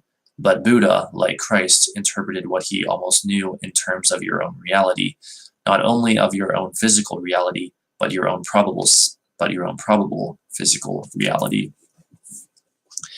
1028. The secret methods behind all of the religions were meant to lead man into a realm of understanding that existed apart from the symbols and the stories, into inner realizations that would take him both within and without the physical world that he knew. There are many manuscripts still not discovered, from old monasteries, particularly in Spain, that tell of underground groups within religious orders who kept these secrets alive when other monks were copying old Latin manuscripts. There were tribes who never learned to write in Africa and Australia who also knew these secrets, and men called speakers who memorized them and spread them upward, even throughout northern portions of Europe, underlined before the time of Christ. Parentheses, could you give a copy of one of those speaker manuscripts in dictation? That's something Rob asked. It is possible, and would take much time and excellent circumstances. Parentheses, well, naturally I'd like to see it sometime. Offhand, the work involved could take 5 years, for there were several versions and a group of leaders, each going in different directions, who taught their people. The world was far more ripe for Christianity than people supposed because of these groups. The ideas were, quote-unquote, buried already throughout Europe. Pause at 1036. Buried is the word Seth wanted here. I questioned him to make sure. A note. Seth has mentioned the speakers just once before. This happened quite unexpectedly in the 558th session for November 5th, 1970. The apropos portion of that session, which was held for friends in an effort to resolve certain problems, is given in the appendix with notes. Jane and I find the idea of the speakers most interesting. We'd like to learn more about this and may make it a future project. Many important concepts were lost, however. Now we're back to Seth. Many important concepts were lost, however. The emphasis was on practical methods of living, quite simply, rules that could be understood, but the reasons for them were forgotten. The Druids obtained some of their concepts from speakers. So did the Egyptians. The speakers predated the emergence of any religions that you know, and the religions of the speakers arose spontaneously in many scattered areas, then grew like wildfire from the heart of Africa and Australia. There was one separate group in an area where the Aztecs dwelled at a later date, though the landmass was somewhat different then, and some of the lower cave dwellings at times were underwater. 1041. Various bands of the speakers continued through the centuries. Because they were trained so well, the messages retained their authenticity. They believed, however, that it was wrong to set words into written form, and so did not record them. They also used natural earth symbols, but clearly understood the reasons for this. The speakers, singly, existed in your Stone Age period, and were leaders. Their abilities helped the cavemen survive. There was little physical communication, however, in those days between the various speakers, and some were unaware of the existence of the others. Their message was as quote-unquote pure and undistorted as possible. It was for this reason, however, through the centuries, that many who heard it translated it into parables and tales.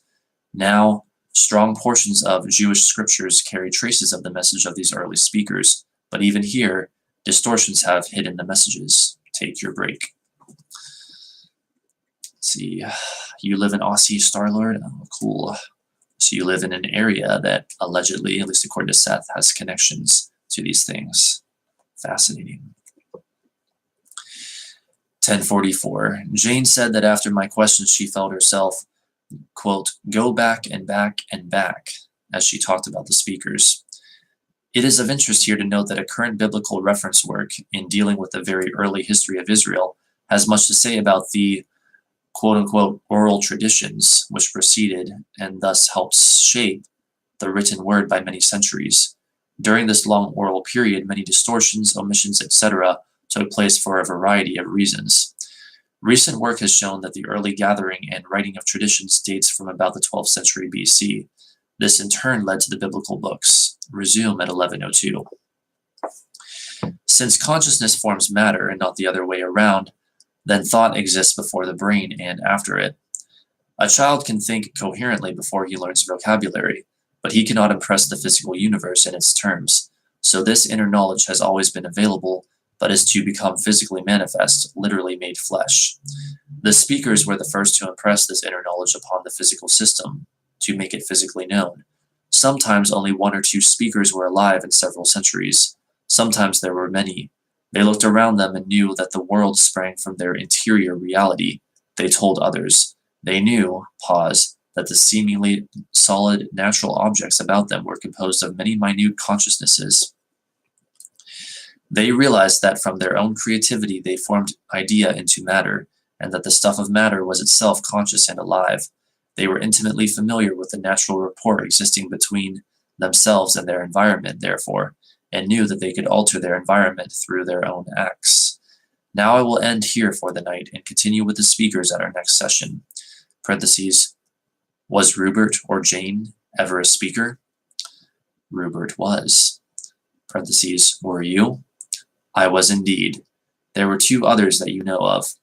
The one mentioned in class material in the 558th session, and the other yourself. This, parentheses, this was a distinct surprise to me. Now the speakers themselves in the reincarnational process can also use or not use their abilities in any given life, or be aware of them. I bid you a fond good evening. The same to you, Seth. Thank you very much. Pause. You must remember, as a postscript, that there have been millions of speakers. Parentheses, yes. 11:13 p.m. Jane said she remembered Seth saying that both of us had been speakers. She'd had a quick, almost disbelieving reaction. Quote, now, that's just too pat.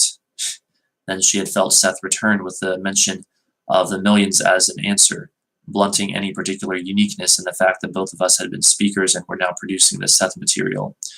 After the session, I wondered if the Seth material itself could be a distorted version of the speaker's messages. Jane said it might be possible. Actually, she felt, the speaker's material was, quote, probably more poetical. All right, that concludes that session. Okay, I need to take a breather, so I'll be back in about 1 minute. We will resume. And any comments or questions on the material, let me know in the chat and I'll answer them upon my return.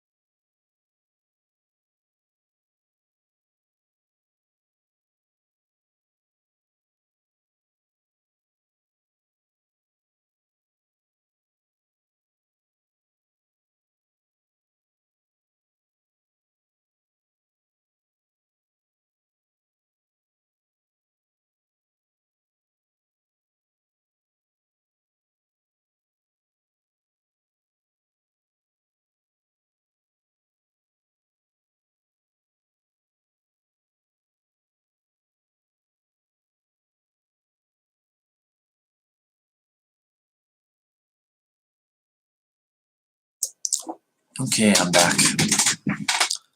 So what's going on here? Hey, you messaged me on Instagram, Starlord? Alright, I'll have to try to look into that. I am quite terrible with Instagram DMs, just so people know. I hardly ever pay attention to them, unfortunately, but I'll try to remember to do that. Let's see. Fascinated by all countries that are part of the empire, and I'd love to see them prosper. Cool, cool. All right, so you know what? Try, speaking of Instagram, that reminds me, since I'm live now and I'm also going to be live later with more Seth Speaks, I think this would be a good time to post a story about being live. I'm going to try doing it like the main camera though, and sharing it like that on my phone. We'll see how that works. Okay, so let's see.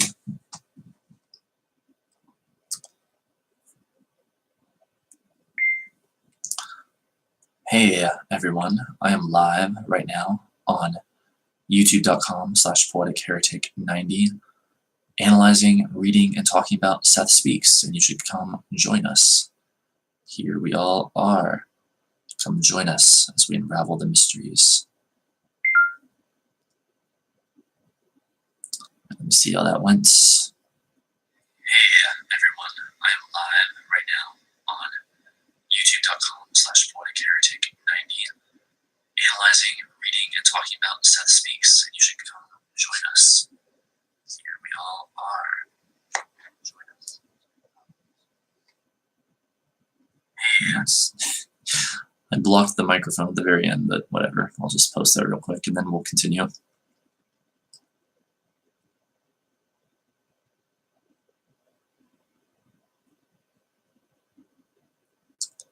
Let's see. Sorry, this is the first time I've ever done this way, in fact. Let's see. Hey everyone, I'm live right now on youtube.com/poeticheretic90, analyzing, reading, and talking about Seth Speaks, and you should come join us. Here we all are. Hey everyone, I'm live right now on I don't know why it's continuing to play, but okay. Analyzing, reading, and talking about Seth Speaks, and you should come join us. It's gonna stop doing that. We all are. Hey everyone, I'm live right now. Alright, well, hang on.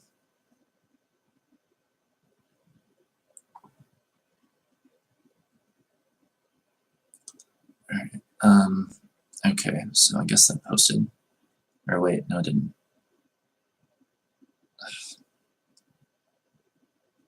Couldn't upload. Why the hell not?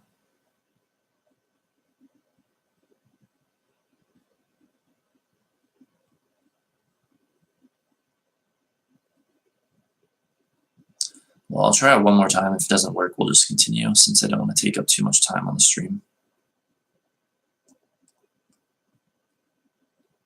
So let's see.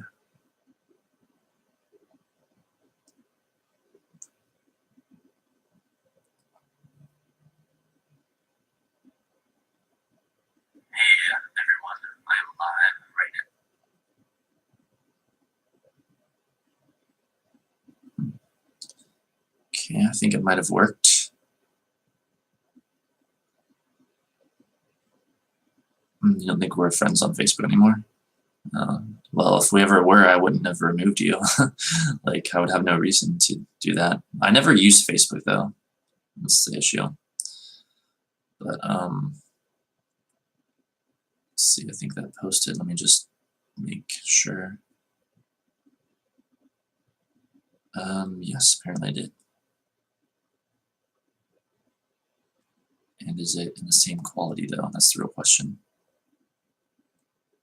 Right now on youtube.com/poeticheretic90. Okay, good. Or an excuse to come into That was a Teal Swan post. alignment with whatever the holiday represents. Instagram and its random whatever. All right, so I apologize for that extended interruption or delay or whatever. And we shall now continue with Seth Speaks. All right. Session 569, February 24th, 1971, 9:25 p.m., Wednesday. Now, good evening, Seth. Dictation. Generally speaking, parentheses, smile. Once a speaker, always a speaker, in your terms.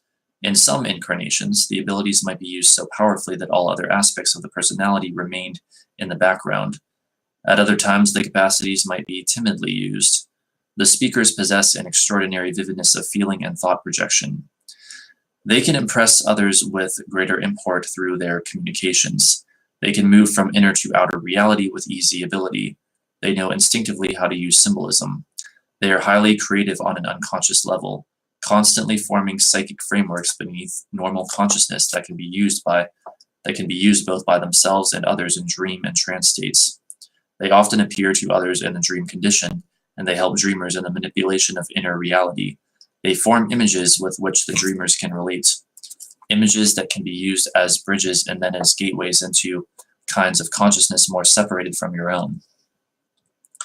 930. The underlined symbolism of the gods, the idea of the gods on Olympus, for example, the crossing over point at the river Styx, that kind of phenomenon was originated by the speakers. The symbolisms and frameworks of religion, therefore, had to exist not only in the physical world but also in the unconscious one.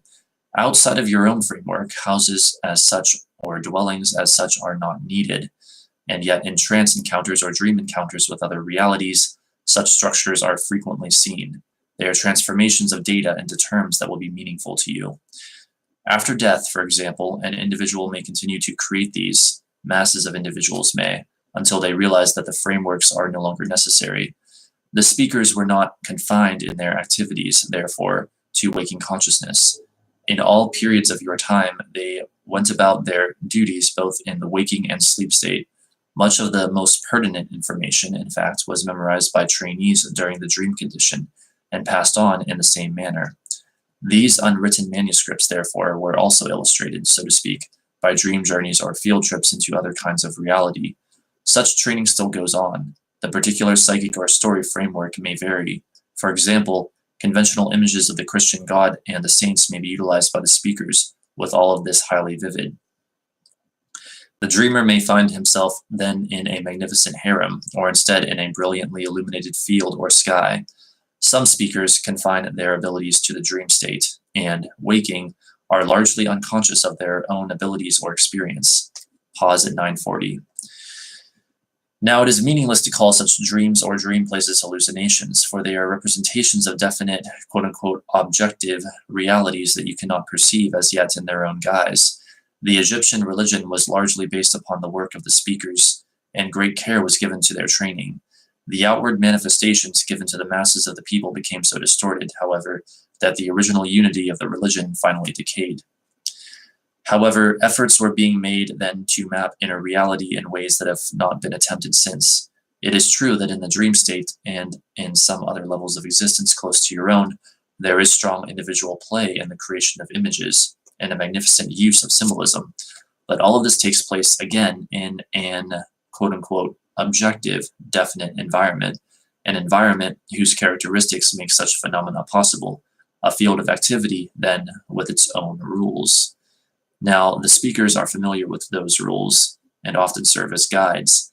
They have at times worked within organizations as in Egypt, where they worked through the temples and became involved with the power structures. As a rule, however, they are far more solitary. Because of the true simultaneous nature of time, they are, of course, speaking to all of your ages at once through their various manifestations. On occasion, they also serve as mediators, introducing to each other two incarnations of one personality. For example, you may take your break, 9:51 to 10:04. Now, the rules within physical reality say that objects appear to be stationary and permanent. The rules of other realities are often far different, however. The nature of mental activities will follow different lines, and quote-unquote continuity in terms of time will not exist. Perceptual organization, underlined will, exists by the use of different psychological groupings. Pause. From the outside, such systems would seem meaningless to you even if you were able to perceive them. You would not be able to observe the pivot points about which actions occurred. The very definite rules of that system would then be quite obscure to you. Now, the speakers are familiar with the rules within many systems. Still, however, most of these systems, in larger terms, are somewhat connected with your own kind of reality. There are an infinite number of inner universes. Only the very highest, most developed Gestalt consciousness can be aware of anything like their totality. In this larger context, then, the speakers must be called local. There is something like a chart mapping many of the nearby systems of reality, and I hope someday in your terms to make this available. In order to do so, Rupert must be trained somewhat more intensely. There are points of coincidence where under certain conditions entry may be made from one of these systems to the other. They need not exist separately in space, as you know it, of course. 1019. These are called coordination points, where one camouflage merges into the other. Some of these are geographical in your system, but in all cases, a tuning in of consciousness is a necessary preliminary. Such entries can only be made in an out-of-body condition. Each individual in his dreams has access to the information possessed by the speakers. There are adjacent states of consciousness that occur within the sleep pattern that cannot be picked up by your EEGs, adjacent quote-unquote corridors through which your consciousness travels. Parentheses, an EEG, or electroencephalograph machine, traces brainwave patterns on graph paper. The higher centers of intuition are activated while physically oriented portions of consciousness remain with the body. The quote-unquote absent portion of the self cannot be traced through brain patterns, though the point of its departure and the point of its return may show a particular pattern. The quote-unquote timeout itself, however, will not be detected in any way, the tracing showing only whatever characteristic pattern was being given immediately before departure. Now, this happens in every night's sleep. Two areas of activity are involved, one very passive and one acutely active. In one state, this portion of consciousness is passive, receiving information. In the next stage, it is active as it takes part through action. The concepts given it are then vividly perceived through participation and examples. This is the most protected area of sleep. The rejuvenating characteristics enter in here, and it is during this period that the speakers act as teachers and guides. Pause. This information is then often interpreted on return by other layers of the self, such as the body consciousness and subconscious, where it is formed into dreams that will have meaning to these areas of the self, and where general teaching, for example, may be translated into practical advice involving a particular matter. You may take your break. Hey there, Ryan. Welcome to the stream.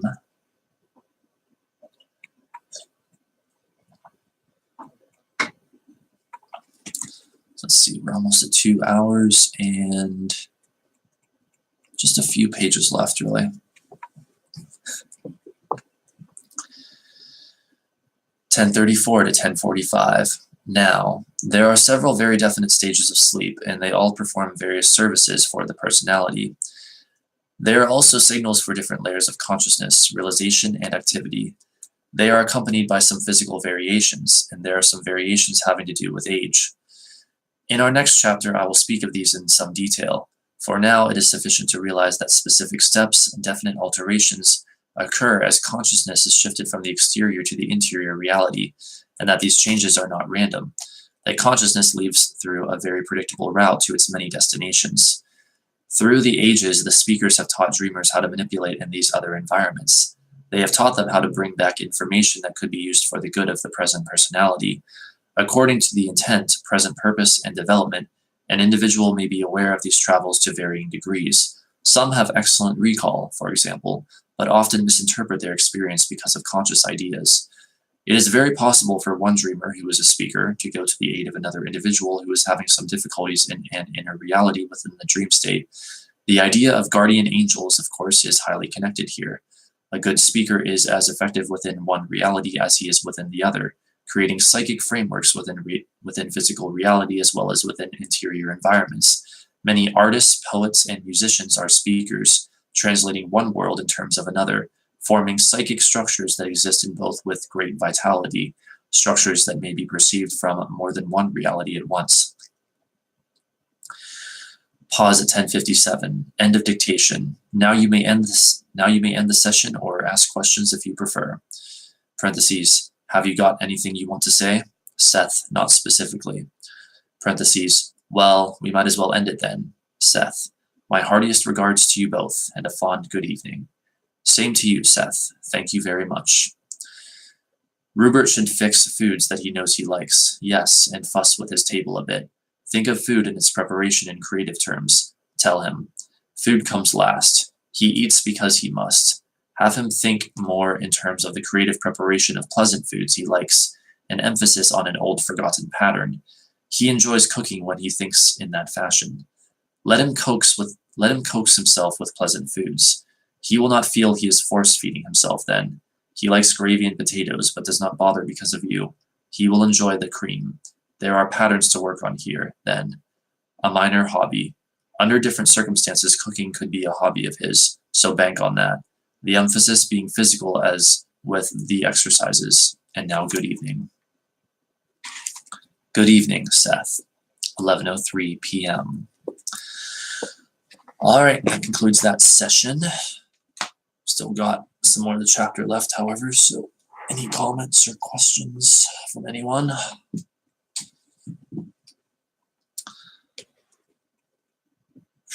Let's see here. I haven't played any of those games, so I couldn't really advise you on that.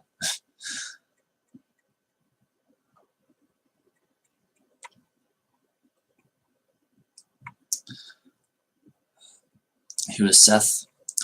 Seth is basically, well, if we accept the premise of this book, an energy personality essence, an entity, in other words, who was channeled by Jane Roberts.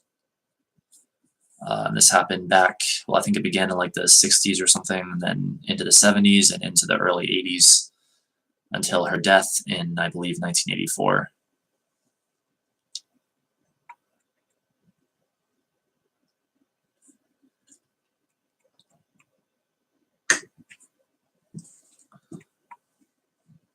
Who is Antiquities then? Do you mean entities? Like, what is an entity? An entity is any kind of being with consciousness, basically. It's like a human is an entity, an animal is an entity, a plant's an entity, a ghost is an entity. Looking forward to my Thoth streams. You and me both. I am so hyped for that. I'm so excited to get those cards and to do streams with them. I'm so freaking excited about that. Which again, like, I don't know if, like, since today is Christmas Eve, if the money will transfer to my bank today and I can order it today, or if I'll have to wait until, I guess, the day after Christmas maybe. But regardless, like, PayPal said it just takes 1 business day, so it won't take long before I can place the order. And then Amazon is usually super fast, so hopefully by the next stream they'll be here where we'll analyze the Hermit. If not, then definitely by the Wheel of Fortune stream the week after that, which is my birthday, by the way. That falls on my birthday. I know that I thought the other person was called that. Wait, you thought that Jane was called like entity or something? 4:35 a.m. here. Oh wow, it's 12:33 p.m. here. Amazon Prime shipping. Yeah, I guess I could always do that and then cancel the membership or whatever before too long. But we'll see. Happy early birthday wishes. Thank you.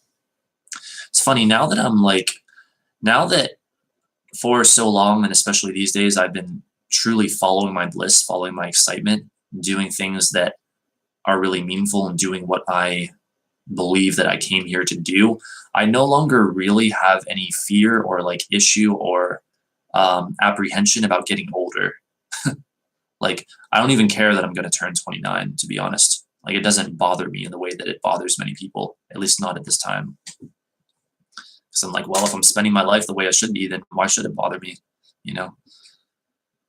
It's like I'm playing a game of Skyrim and I'm about to reach the next level. I see it as an exciting thing. I'm going to be 29 in what is today? In just under 2 weeks. Yeah. I know you thought I was younger. Everyone thinks I'm younger because I apparently forever look young when there's nothing I can do about that. But, you know, whatever. I don't age, so it's a pretty cool thing about this particular incarnation, I guess. You know, I don't know why, but I don't age, so it's pretty cool. I can look this way forever, I guess. I mean, why would it bother you? 29 is young, in my opinion. Yeah, it's true. It's just a lot of people, like, I agree, but like a lot of people get bothered by 29, by turning 29, I guess, because they're about to turn 30, or a lot of people just don't like getting older in general, I guess. But I'm no longer affected by that, whereas like many years ago I was. You know, I place so much emphasis on age, but it wasn't. It's like now I realize though it's not so much Well, it's more like as long as I'm living my life and doing what I came here to do, then that idea is basically irrelevant, that aging is something to be feared or whatever. Like, I just don't care. And in fact, I actually look forward to it. It means I enjoy feeling the momentum of my ongoing accomplishments. I enjoy it immensely. So I see turning 29 as like, oh, I'm just gonna, blaze on through that and accomplish even more as I do that which excites me the most. So it's like if I'm living the life I came here to live, then what's there to even, worry about whether I'm turning 29 or 89? Although I guess 89 would be maybe a little bit much. Let's see. You're only 17. You're lucky. But then again, I guess in a way, I don't care because I guess I don't age. Yeah, 17 is an interesting age. Remember when I was 17? Like, I worried so much when I was like kind of like 17, 18, 19 that I was missing out on things, but I didn't realize that like I had the present moment all the time to like do the things that I was afraid that I was missing out on. And eventually I got over that because of that. They're Keanu Reeves. Is Keanu Reeves like that? I haven't seen any recent pictures of him, I don't think. I'm only 21 and you look about as old as me. I know, right? See my face in my profile pic. Oh yeah, I can kind of see it there. Yeah, I mean, I think on camera I look ever so slightly younger because it blends my like skin and everything together. But yeah, like, I don't know. Look at any pictures that I have on my Instagram or even on Facebook, that are, I guess, fairly recent. I mean, they're not extremely recent, but recent enough. Like, I don't really age very much. It's pretty crazy. Am I a vampire? Am I 2,900 years old? I mean, I used to not think so, but more and more I'm thinking that perhaps I must be. But hey, it's cool, this extremely extended life, much more time to gain knowledge in one incarnation, much more to explore.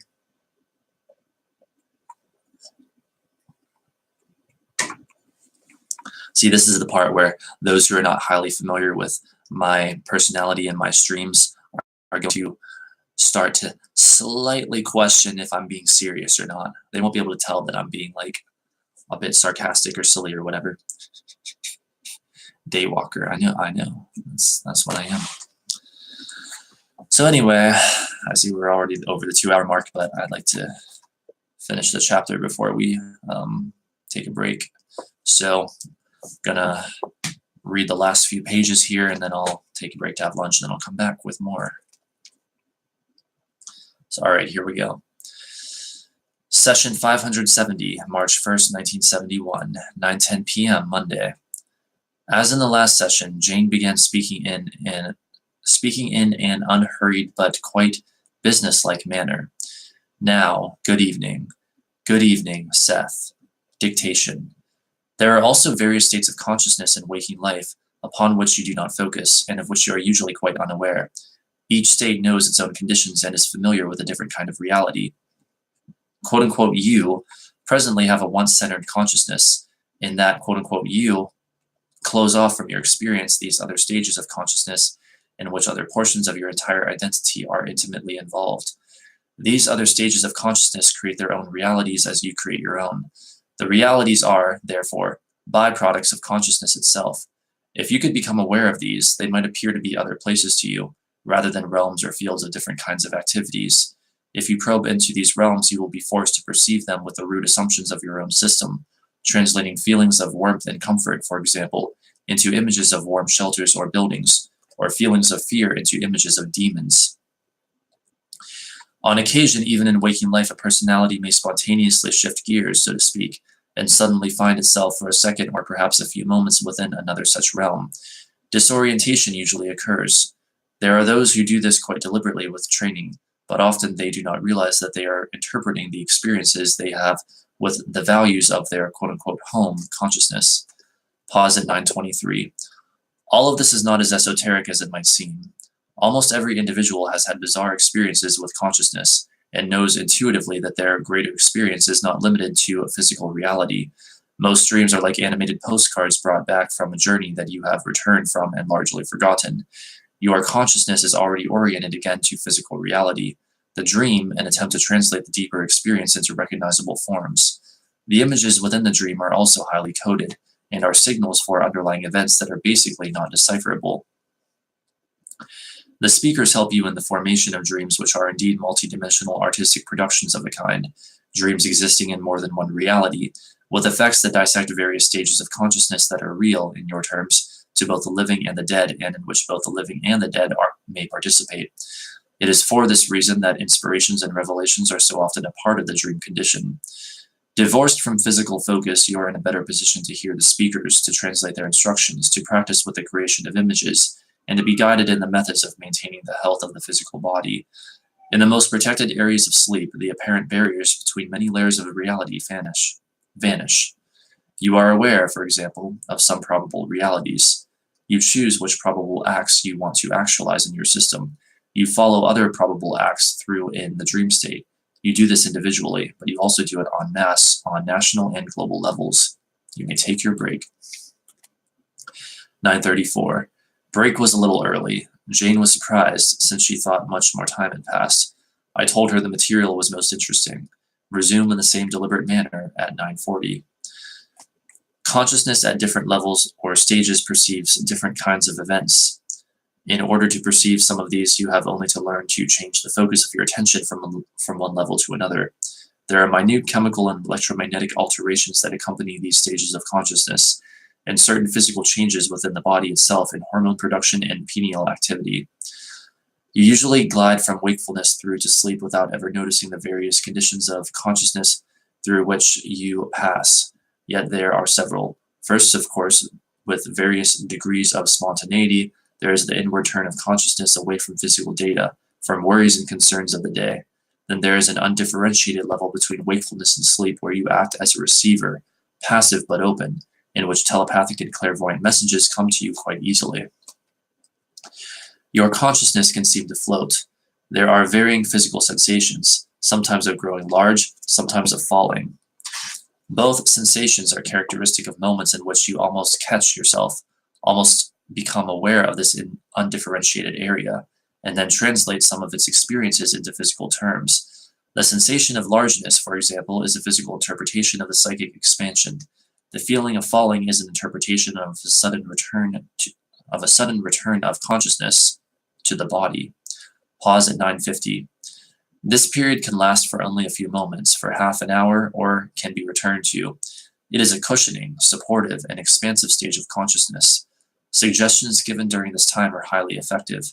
Following this period, there is an active state that, underlined can occur, of pseudo-dreaming, where the mind busies itself with physical concerns that have managed to cling through the first two stages. If these are too vigorous, the individual may awaken. This is a vivid, intense, but usually brief stage. Another undifferentiated layer follows, this time marked quite definitely by voices, conversations, or images, as consciousness tunes in more firmly to other communications. Several of these may compete for the individual's attention. At this point, the body is fairly quiet. The individual will follow one or another of these inner stimuli to a deeper level of consciousness and form into light dreams the communications he is receiving.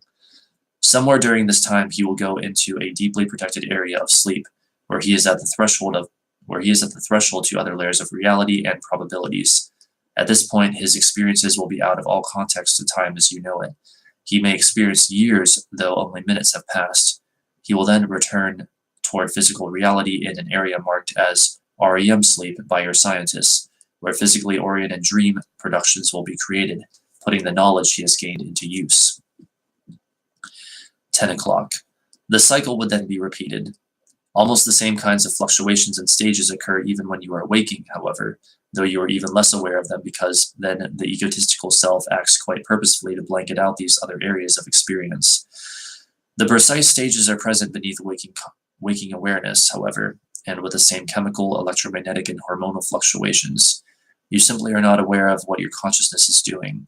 You cannot yourselves keep track of it for 5 full moments of your time. The dimensions of it can only be sensed by those determined enough to take the time and effort required to journey through their own subjective realities. Yet intuitively, each individual knows that a part of his experience escapes from him all the time. When you suddenly cannot remember a name that you should know, what you have in essence, you have in essence the same kind of feeling of which you are always subconsciously aware. The purpose of the speakers is to help you correlate and understand this multidimensional existence, and to bring as much possible of it to your conscious attention. Only by learning to feel or sense or intuitively perceive the depths of your own experience can you glimpse the nature of all that is. By becoming more aware of your consciousness as it operates in physical life, you can learn to watch it as it manipulates through these other less familiar areas. Probable realities are only probable to you because you're not aware of them. Now you may take your break.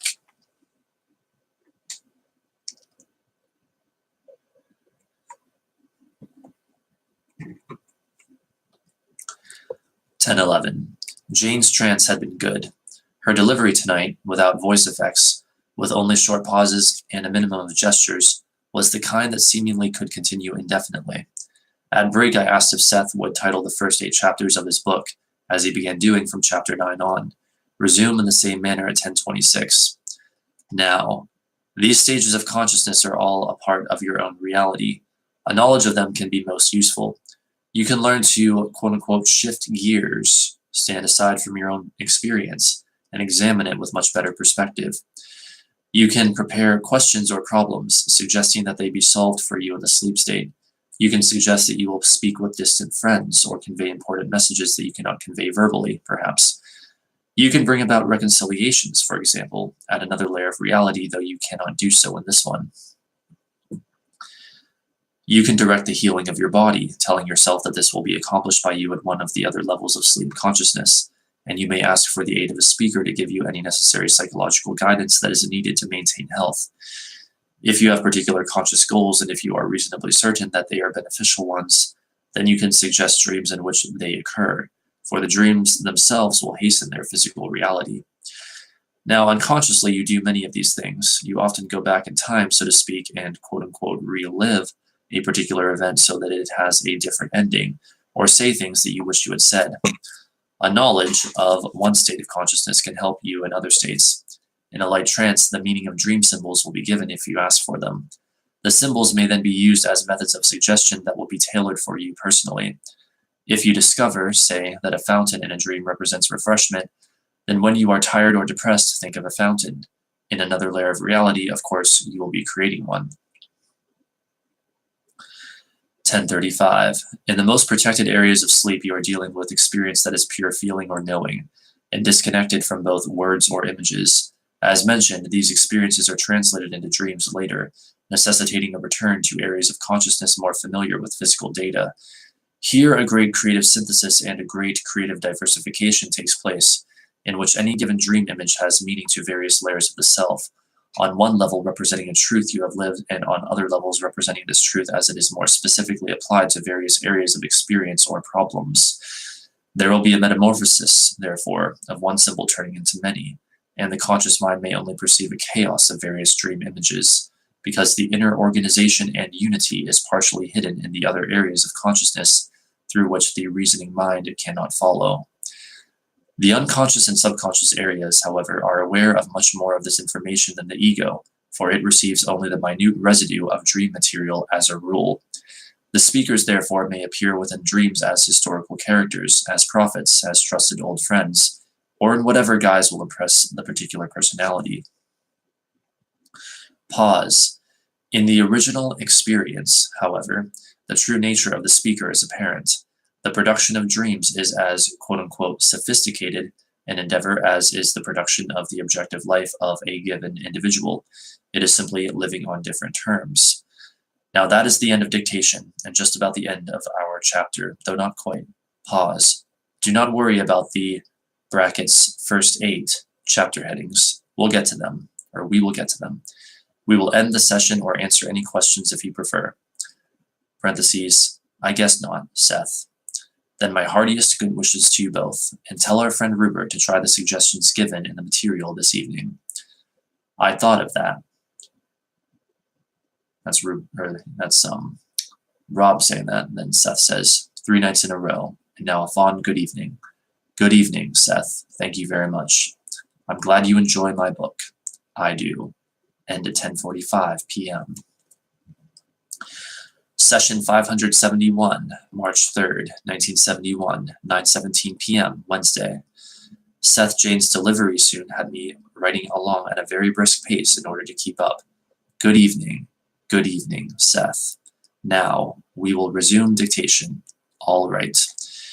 These various stages of consciousness and fluctuations of psychic activity can also be examined through direct experience from the waking state. In the following chapter, we will let you become more aware of these ever-active portions of your own reality. End of chapter. Parentheses.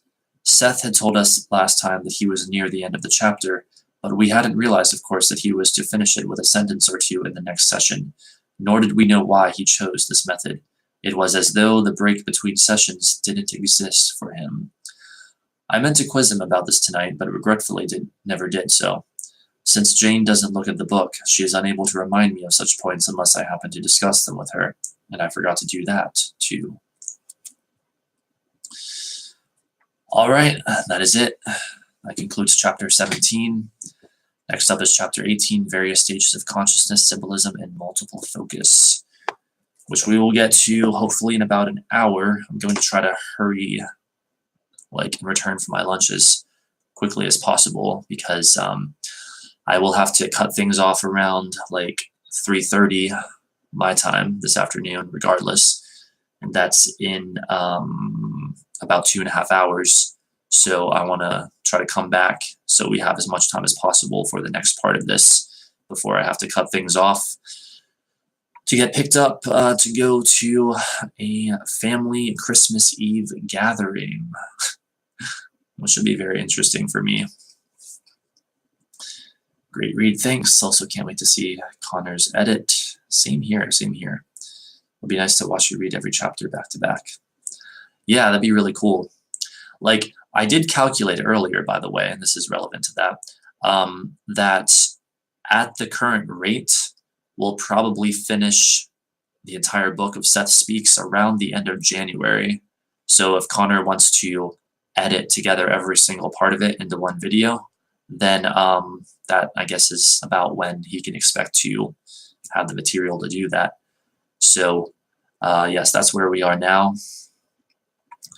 And so, again, thanks for being here, Little Laughing Lug, and thanks for everyone else who has been here. It looks like you're the only one present at the moment. So thanks to you and everyone else who has been here. I will be back in 1 hour, or maybe just a little bit more than that, for the next part of our Seth stream. And I will change the title of this so that it reflects having read an additional chapter. All right, so thanks again for being here, and see you in 1 hour.